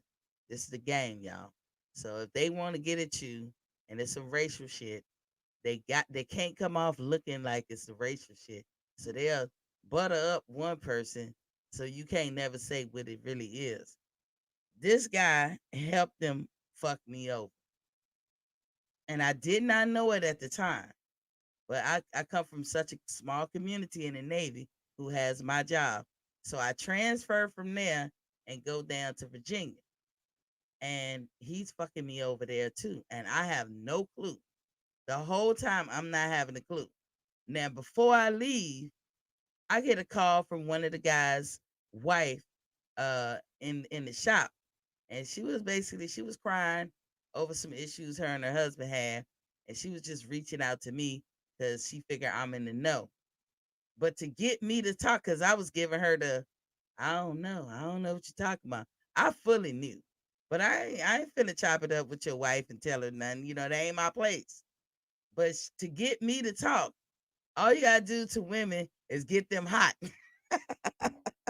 It's a good strategy. But once we learn what that strategy is, it don't work. But in the beginning, it does. So by that time, I actually knew the strategy, so it didn't work for her. But she told me what was real. She told me everything this nigga had been doing. How does she know? There's no fucking way she could know unless her husband is coming home to tell her. And he doesn't even know that she's calling me to tell me. So once I realized that this dude had been fucking me ever since, just doing wrong shit, dirty shit, sneaky shit, cheating shit, just living life off my back. Once I realized it, I felt differently. But I thought he was my friend. I really did thought he was my friend. And I changed my mind. I didn't curse him out. I didn't check him. I didn't address nothing. I went on with my Navy career. I finished whoop the woo. To this day, this is why I say people got to look at themselves in the mirror. We know the same people. He wants to be my friend so fucking bad. Kyle, when I tell you, this motherfucker is begging to be my friend. All up, talking to everybody, trying to send messages through them. Like, it really wasn't like that. I don't give a fuck. Me and him can never be friends, ever. And it kills him to this day. Why? Because he had no honor. He had no integrity. And he don't like when other people, when I tell my story, he doesn't like to be recognized and known as that. That's what I mean, Kyle. Over time, maybe not now. It's not gonna help Deontay in the meantime. It's not gonna help anybody Fury fight going forward. But in time, that shit gonna bother him. Trust me, that shit gonna bother him. And I see a lot of people do that. When it's all done, you got what you wanted. Now you want to make nice? No, motherfucker, we not making nice.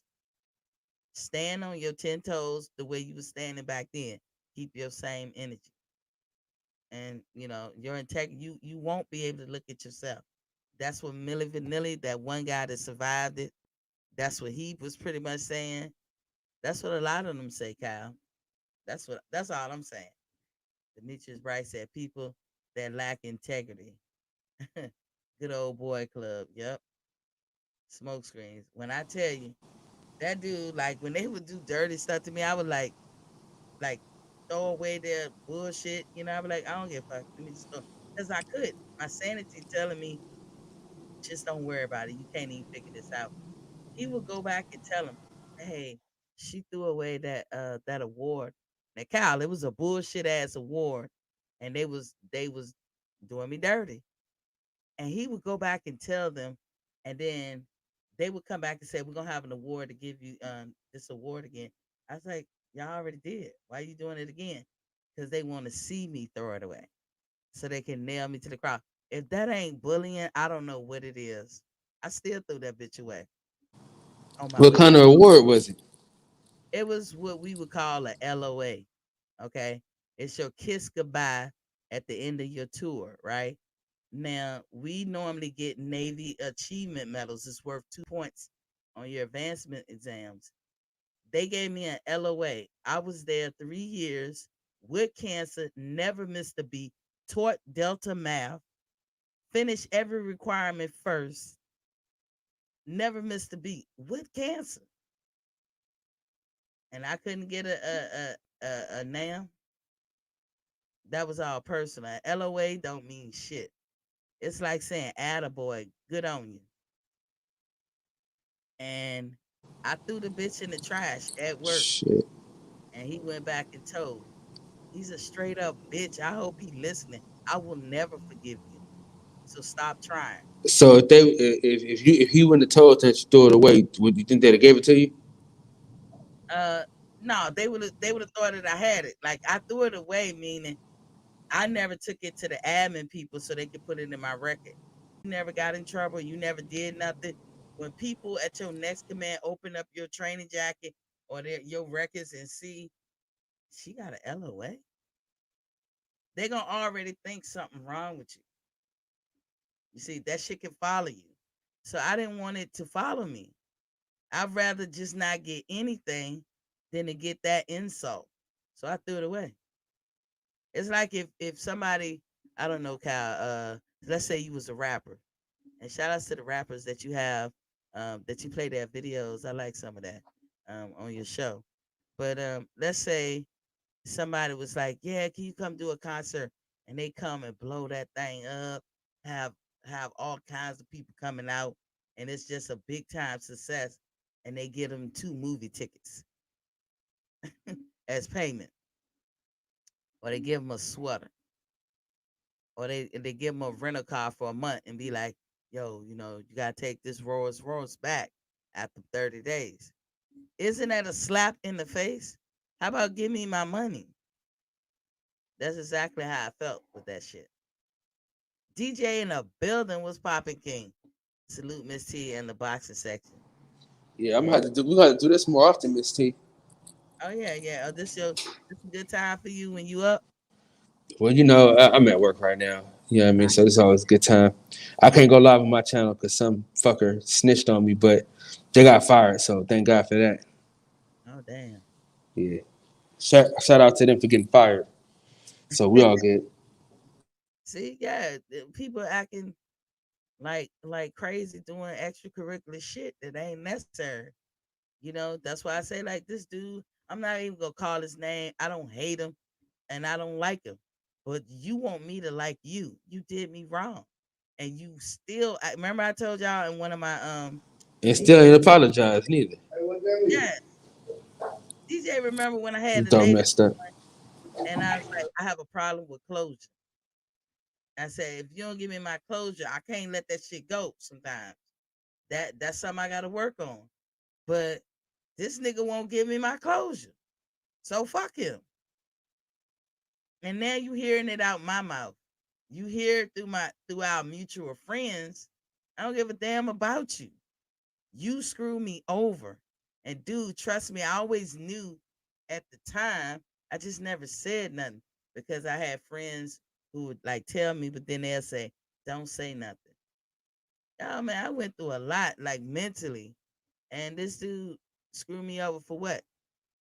He wasn't even he surpassed me in rank. He wasn't even the original T brancher, like in my job, but he surpassed me in rank. How the fuck you know more than me? You didn't know more than me. You suck dick better than me. Let me say it like that, or however you want to say it. But I don't like him, and I never will,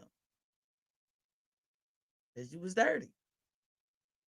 So that's how I feel. People like that, they do change, whether we think so or not. Karma does circle around and come back and get these folks. So some part of me feel like it ain't my battle to fight. Let Well, karma in the words of the great philosopher Rick Ross, God forgives and I don't. get I'm gonna say I can't think of my friend's mom's last name, but in the great philosopher Valerie's mom said heaven gonna get you, but I can't wait. Valerie used to say that all the time. Shout outs to Valerie. But yeah, some people they can't live with themselves. You have to look at yourself every day. And that's what I feel that Tyson Fury is going through. This is why he go through these mental anguish.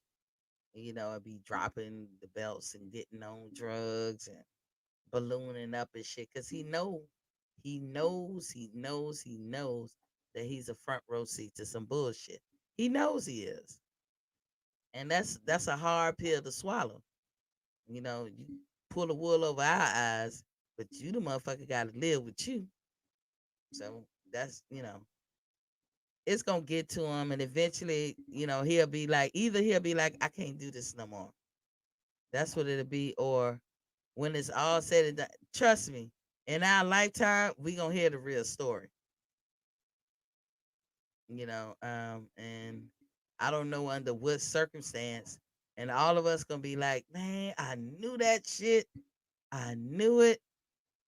So I just wait for that day. Like I said, my job going forward is to not be as mad and just let karma do what it do.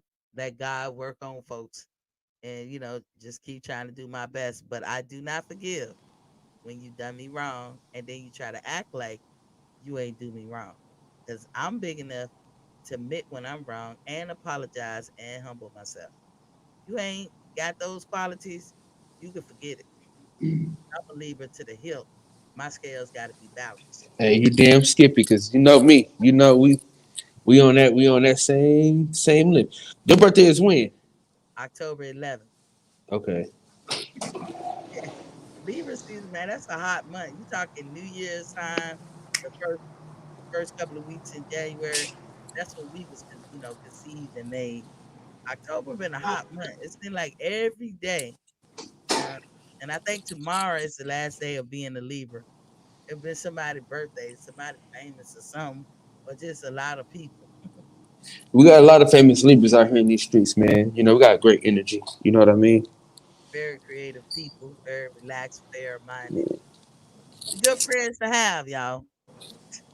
So if you You know just don't F us over. Be it, careful, the door is acting a little funny. who? Oh, you done. Hey, if y'all know a Libra, go up and hug a Libra.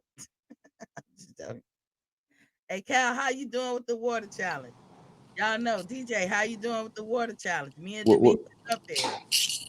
what's the water challenge? Hey, every day we drink, we try to drink 100 ounces of water per day. And on Sunday, Yeah, no. Cal, you talk about getting in shape. Man, listen, I'm already there, man. I listen. I don't like drinking water as is. I saw I for damn sure ain't gonna be able to do all that. It's good for you, Cal. You better get on the train. Every day I ask, where y'all at with the water? I'm still nursing this bottle. I'm at eight. This will make 88 ounces when I'm done. I gotta drink one more, which will put me close to 100, but then drink a little bit of another bottle. So I got knocked down two before like 10:30, and then I would have reached my goal. Also, we doing no dairy this week. None. No dairy. Y'all want to jump on that train? What about you, DJ? Holla at your girl. What's up, DJ? You gonna do it with us? I see Kyle over there quiet. He said, nah, sir. He don't want no parts of it. But Kyle is good for you. You know, I do a wellness show every Sunday at 1 p.m. Eastern Standard Time. I just started it, and y'all should go check out my video. It has a thumbnail of a apple with words in it, like wellness and all that. I talk about what I've been doing wellness wise. I'm at a point where I have. That what you don't want, child. You in your early 30s. You don't want to get to the point where they be like, you gotta eat this way, or you gotta eat that way. And I'm telling you, the decades of the 40s is the decades when shit get popping off, medical wise. People be having issues. So right now, y'all young enough to make a good change. Demetrius at 81 ounces. That's what I'm talking about, King. That's what I'm talking about, King. Let's get it. We look, Demetrius, we gonna get it. Right, you have a great day. Be careful. That door has been acting funny. The door has been acting up, so be careful. We gonna get it. What about you, DJ? You gonna come in with us? Oh, Kyle, you know I asked the ladies too. Some of them might be looking at it. Lisa, if you watch it, join in. Kyle got something he wanna ask you. Karma, if you watching, join in. What we asking? You said your show is it canceled or you can get on it? Like you asked me to bring the ladies to your show. Oh no, I was saying so we could have like just a big round table discussion. Yeah, yeah, You know, we was talking this morning about. I was talking about one of my old female friends that I used to date, and I was just talking about how solid she was. You know what I mean? That's all. So just those type of situations and things like that. You know what I mean? yeah. We come up with sometimes we come up with the topic right there when they get up on the panel. But you know, Oh, okay. for females, we love to talk, we love to communicate, and we love to talk about stuff because this is how we learn. We are each other's mentors, as I would think that men are each other's mentors. I don't know if people describe it like that, but that's how I look at it. I learn from each one of those ladies something, and I add it to my repertoire. And I would hope that they feel they learn something from me as well. So we get to talking about anything. Like sometimes it's a serious subject. Sometimes I just want it to be a fun subject. Like I bet you I'm the only one on that panel who look at Star Trek. Am I the only Trekkie in the building right now? Are you a Trekkie, Cal? Who? A Trekkie. The hell is that? You not one. Star Trek. You don't look at Star Trek? Oh no, hell no. All right, Dr. Johnson, have a good one. I am a Trekkie to my heart. Any Trekkies out there, stand up and be noticed. Anybody on Facebook, 706-804-4449. Y'all can call in 706-804-4449. Yeah, no, I ain't no Trekkie. I don't even know what the hell that is. Oh man, you gotta get with the Star Trek. No, I can never get with that, man. Too I boring. shit. Look, I just spent like damn near $100 on 3 seasons back to back of Star Trek Discovery. I done seen it all. I done seen Generations, Voyager, Deep Space Nine. You know, Star Trek is the Navy anyway, so I love Star Trek. And matter of fact, I've had dreams like I'm thinking I'm in the Star Trek world. If they had froze me and woke me up in the Star Trek world, I wouldn't be mad at them. That's how much I'm into it. Hey, I gotta start a Star Trek channel because there's a whole lot of us out here in the world. I can't believe you, Kyle. You ain't look. Demetri said the old Star Trek with Captain Kirk and Doctor Spock. Yeah, I like it too, but they got old now. What do they call them? The newer Star Trek version that they are playing the roles of Kirk and Spock. I'm talking about Chris Pine, Zoe Saldana, and all those guys.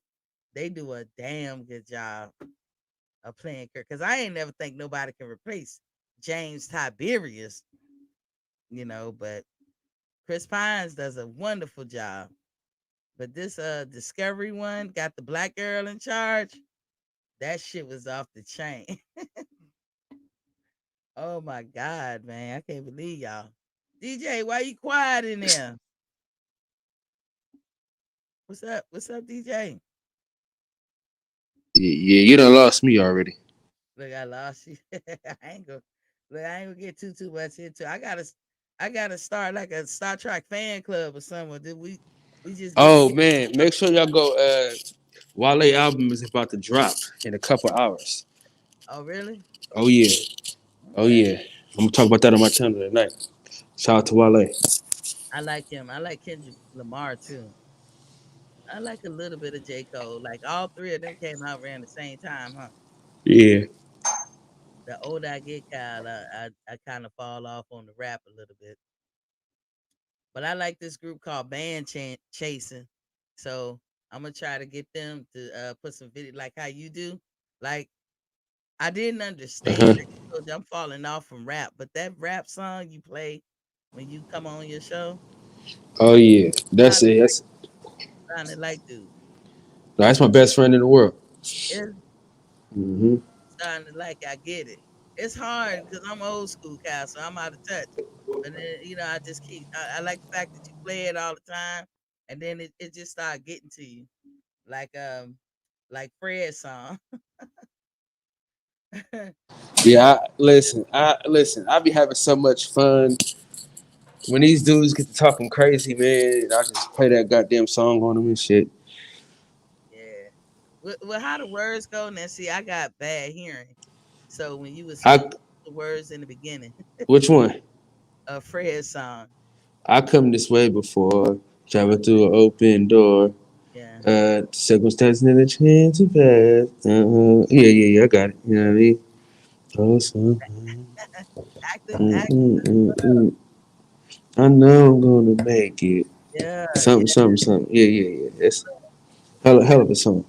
That's what caught me my eye first with Fred's show. And then I was like online looking for that song. I was like, well, damn, what's the name of it? And then found out that Fred got that shit on lock.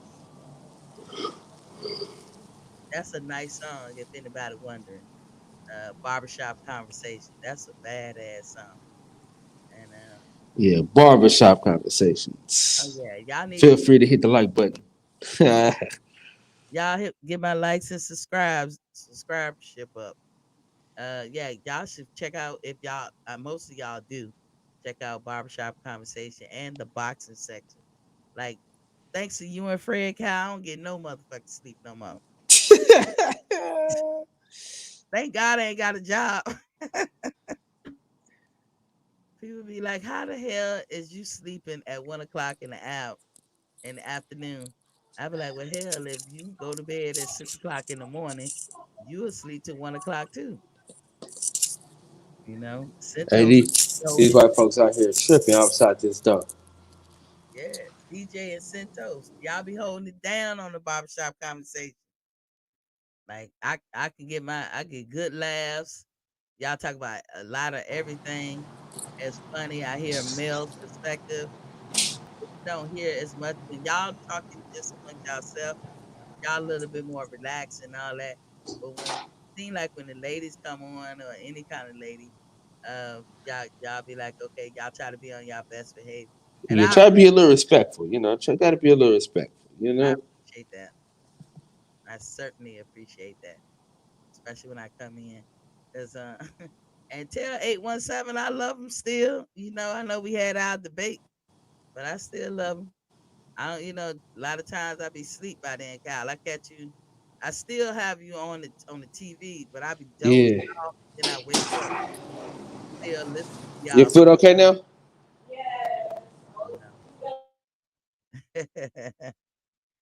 Active activist said retirement and its privileges. Yes, indeed. Yes, indeed. This is probably what I was supposed to do. Be I wish retired I at wish work. I wish I had enough money to retire like you. Shit. Got a lot Kick of my damn feet up. Shit. money. I got enough money to pay my bills and have just a little bit on the side. That's it. I'm used to a lifestyle of doing big stuff whenever. You know, I don't even want to tell y'all how much I used to make. Full disclosure, I used to make probably about close to $5,000 every 2 weeks. I don't get that shit. You Man, I had to take my ass back to work. When I put them 20 years in, it won't always like that. That first check, when I first came in, I stood Mm-hmm. in that long line to get $250 every 2 weeks. Believe it or not. Jesus Christ. Hmm. Yeah, man, I'm stacking up so much money right now, man. I got this car and shit, so I'm trying to make it a show car, at least a half a show car. Hey, active activist is in Atlanta. You should hook up with him. That's good people right there. He was at the fight with me. Uh, For sure, for sure. Activist called in. This Kyle from the boxing section. You know, you got all the connects in Atlanta you need. So y'all should hook up. He'll take care of you. He'll do you right. Cause Kyle gonna go to that Shakur Stevens fight. So you still standing by your pick, Shakur? No question about it. It's gonna be the fight gonna be a little. It's gonna get a little more better, little better by the day. Shakur Stevenson is poking the bear. You know what I'm saying? Hmm. And yeah, so My we're heart gonna is see. shipmate. That's the Marine. That's my shipmate. My heart is with him, but my mind is telling me Shakur. So it wouldn't disappoint me if either one of them win or lose. As long as they gave it all in the ring, that's all I care about. Yeah, Shakur ain't losing though. I believe you. I believe you. But if we could talk about the fact that Oscar Valdez is soft shit and they ain't even supposed to be fighting each other. Oscar Valdez is supposed to be fighting Shakur Stevenson with his mark ass. He is a mark, and he's a straight up chaduck. Damn cheater is what he is. Yeah, he a Fucking cheater, man. clown. If you cheat, you must be a chaduck because you obviously can't. You're too scared to fight somebody on your own laurel. Yeah. You just know you're not gonna win. And 'cause I like what Caleb Plant said. People don't cheat because they know they the goods. They cheat because they know they not the goods. I'm paraphrasing, but yeah, that's how I see Oscar Valdez. And then Mr. Cantone is covering for them, Mauricio Suleiman. And when you have people complicit with the bullshit you do, you can't really do nothing about it. Yeah. Hey, did y'all catch what is Davis and Romero press conference today? It ain't it ain't get wild like I wanted it to, Kyle. Hey, can I get Berkeley leaf at Mosswood? All right. They didn't get as wild as I wanted them to. Man, they couldn't, man. Rolly, he getting his head bashed, and I'm gonna be at that fight too. I need to stop going to all these fights, bro. I need to save my money for this car. I need to stop going to all these fights. You need to stack the chips. Trying to, man, but there's too many fights out here. I know, I know, but like you might have to be like satisfied with going to like a restaurant or something and looking at the fight for free. And sometimes I'm feeling like that. Like you got if you got Canelo and Caleb in November, Oh, I ain't going to that shit. I want to Yeah, see it, so I'm gonna buy it, pay for view, or maybe not. But then I'm definitely gonna buy Bud and Porter. yeah. So I'm saying I'm probably gonna be there. So, one of my good friends, he's best friends with Terrence Crawford. mm, So that's why it's like, you know, I know the whole coaching staff. You know what I'm saying? I'm cool with all the coaches on the roster and shit. So that's why this fight kind of like upsets me that it has to happen. You know what I mean? Because I hate having to like make a choice. You know, that's Libra. That's the Libra in me.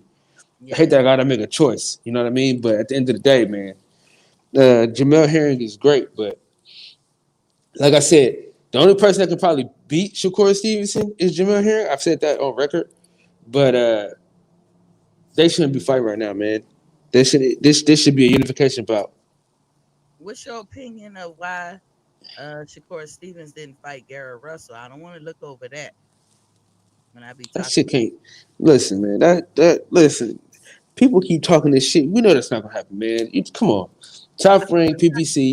That motherfucker can't get a fight in the PBC. Come on now. Let's stop. We gotta stop this shit.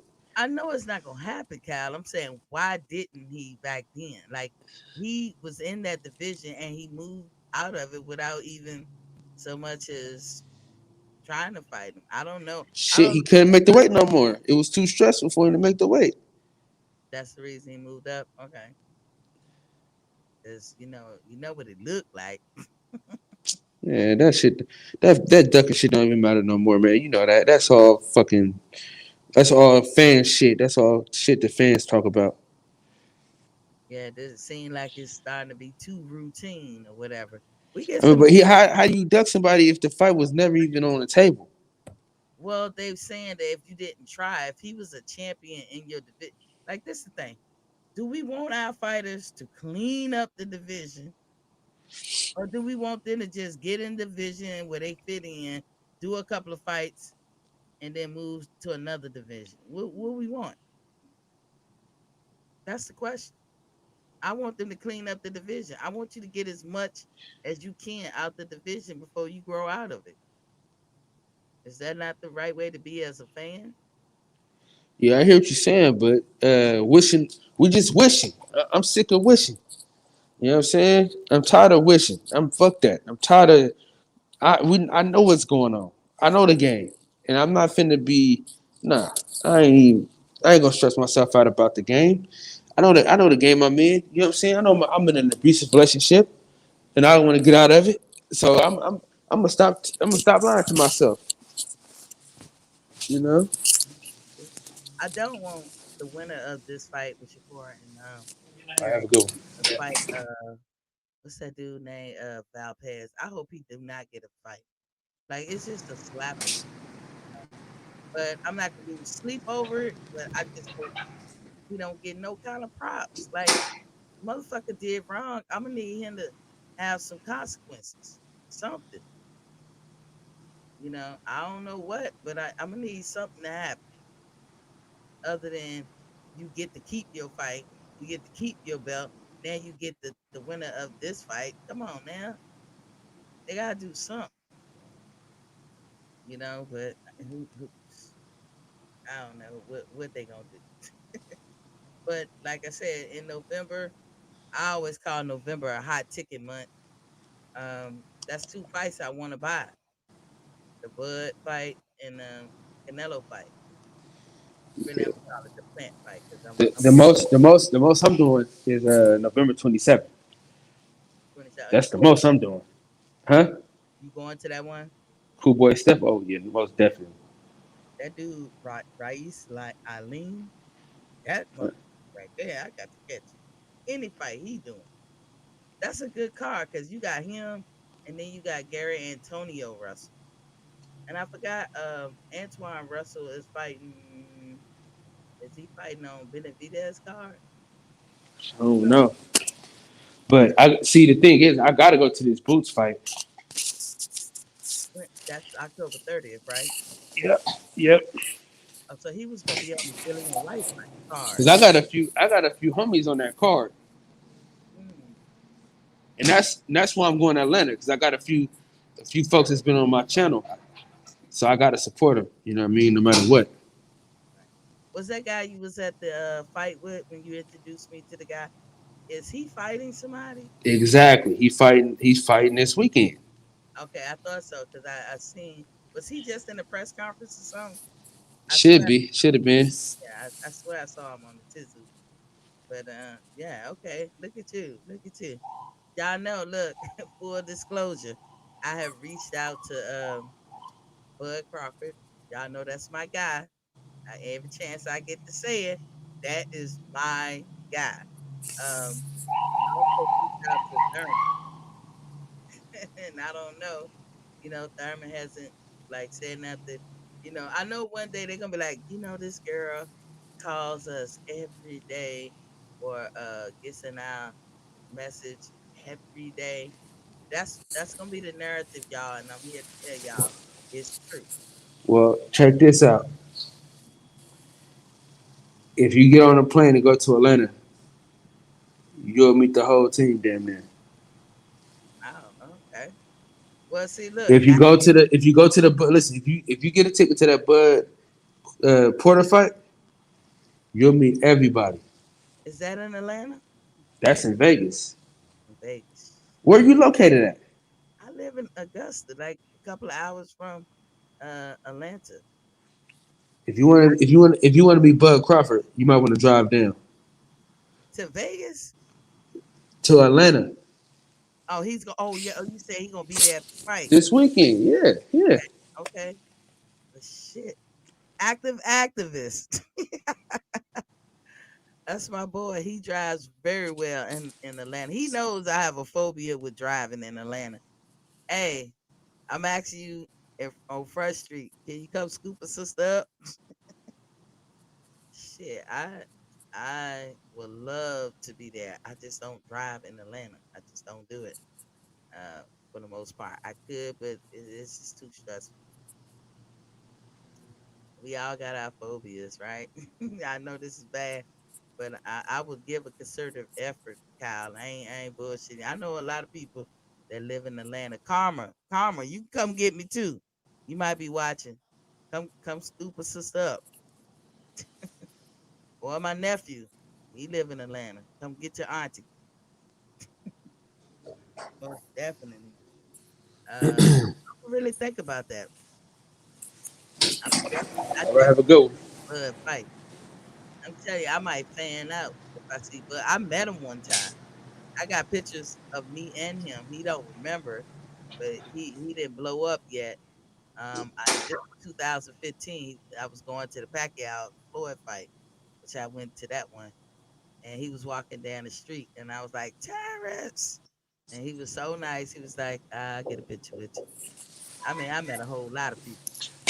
This time around, I didn't meet as many people. I did see Champ Side. I finally met him.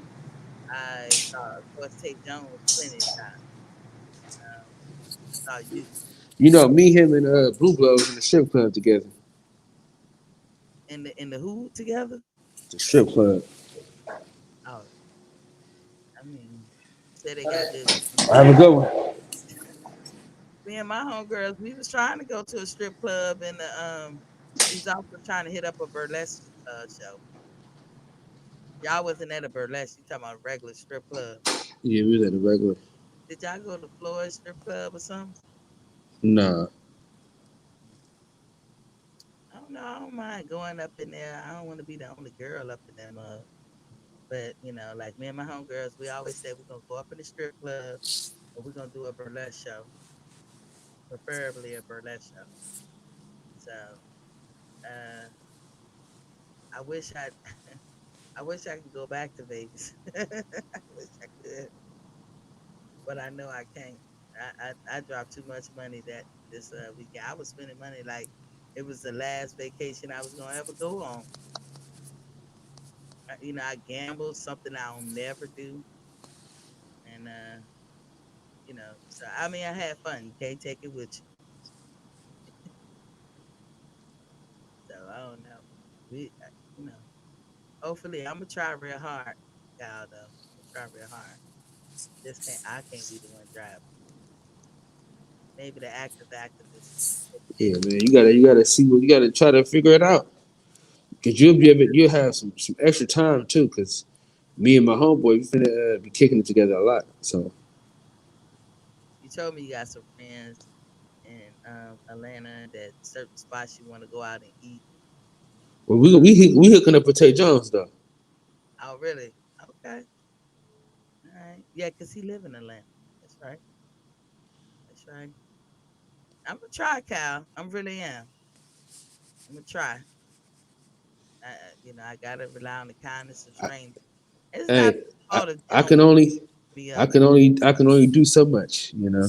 I know, but you listen. I've had this phobia of driving in Atlanta since 1992. All right, well, you need to get the fuck over it in 2000 and fucking 2021. Kyle, was you even born in 1992? I'm Yeah, girl, I'm 33. okay. I'm having this. So you was born like what 88? I've been having this problem since 1992. You was a little boy, probably in some pull ups. I mean, I have Well, never. with that being said, get the fuck over it. You know what I mean? That's what I'm saying.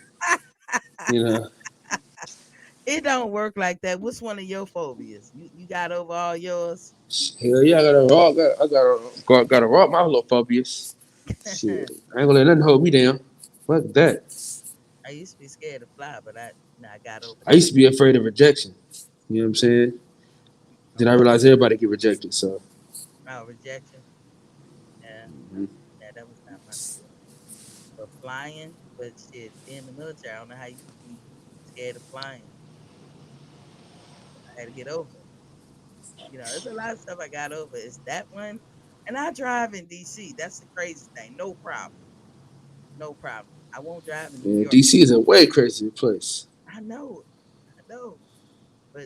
But Atlanta, the motherfuckers can't drive. Sorry, Atlanta. Yeah, the motherfuckers can't drive. I don't care what nobody say. Um, but I'll see for sure, for sure. I'm definitely gonna give a concerted effort for sure, for sure. Matter of fact, when I get out the show, I'm gonna call some of my friends. Be like, yo, it's Thursday. I'm asking ahead of time. I got somewhere to stay too. I ain't gotta spend no money. That's what I can't do. Is come up there spending money. Got to stack. I'm in stack mode, getting ready for Christmas. Hey, Miss T, I gotta head out, but you know it's always a treat when players meet.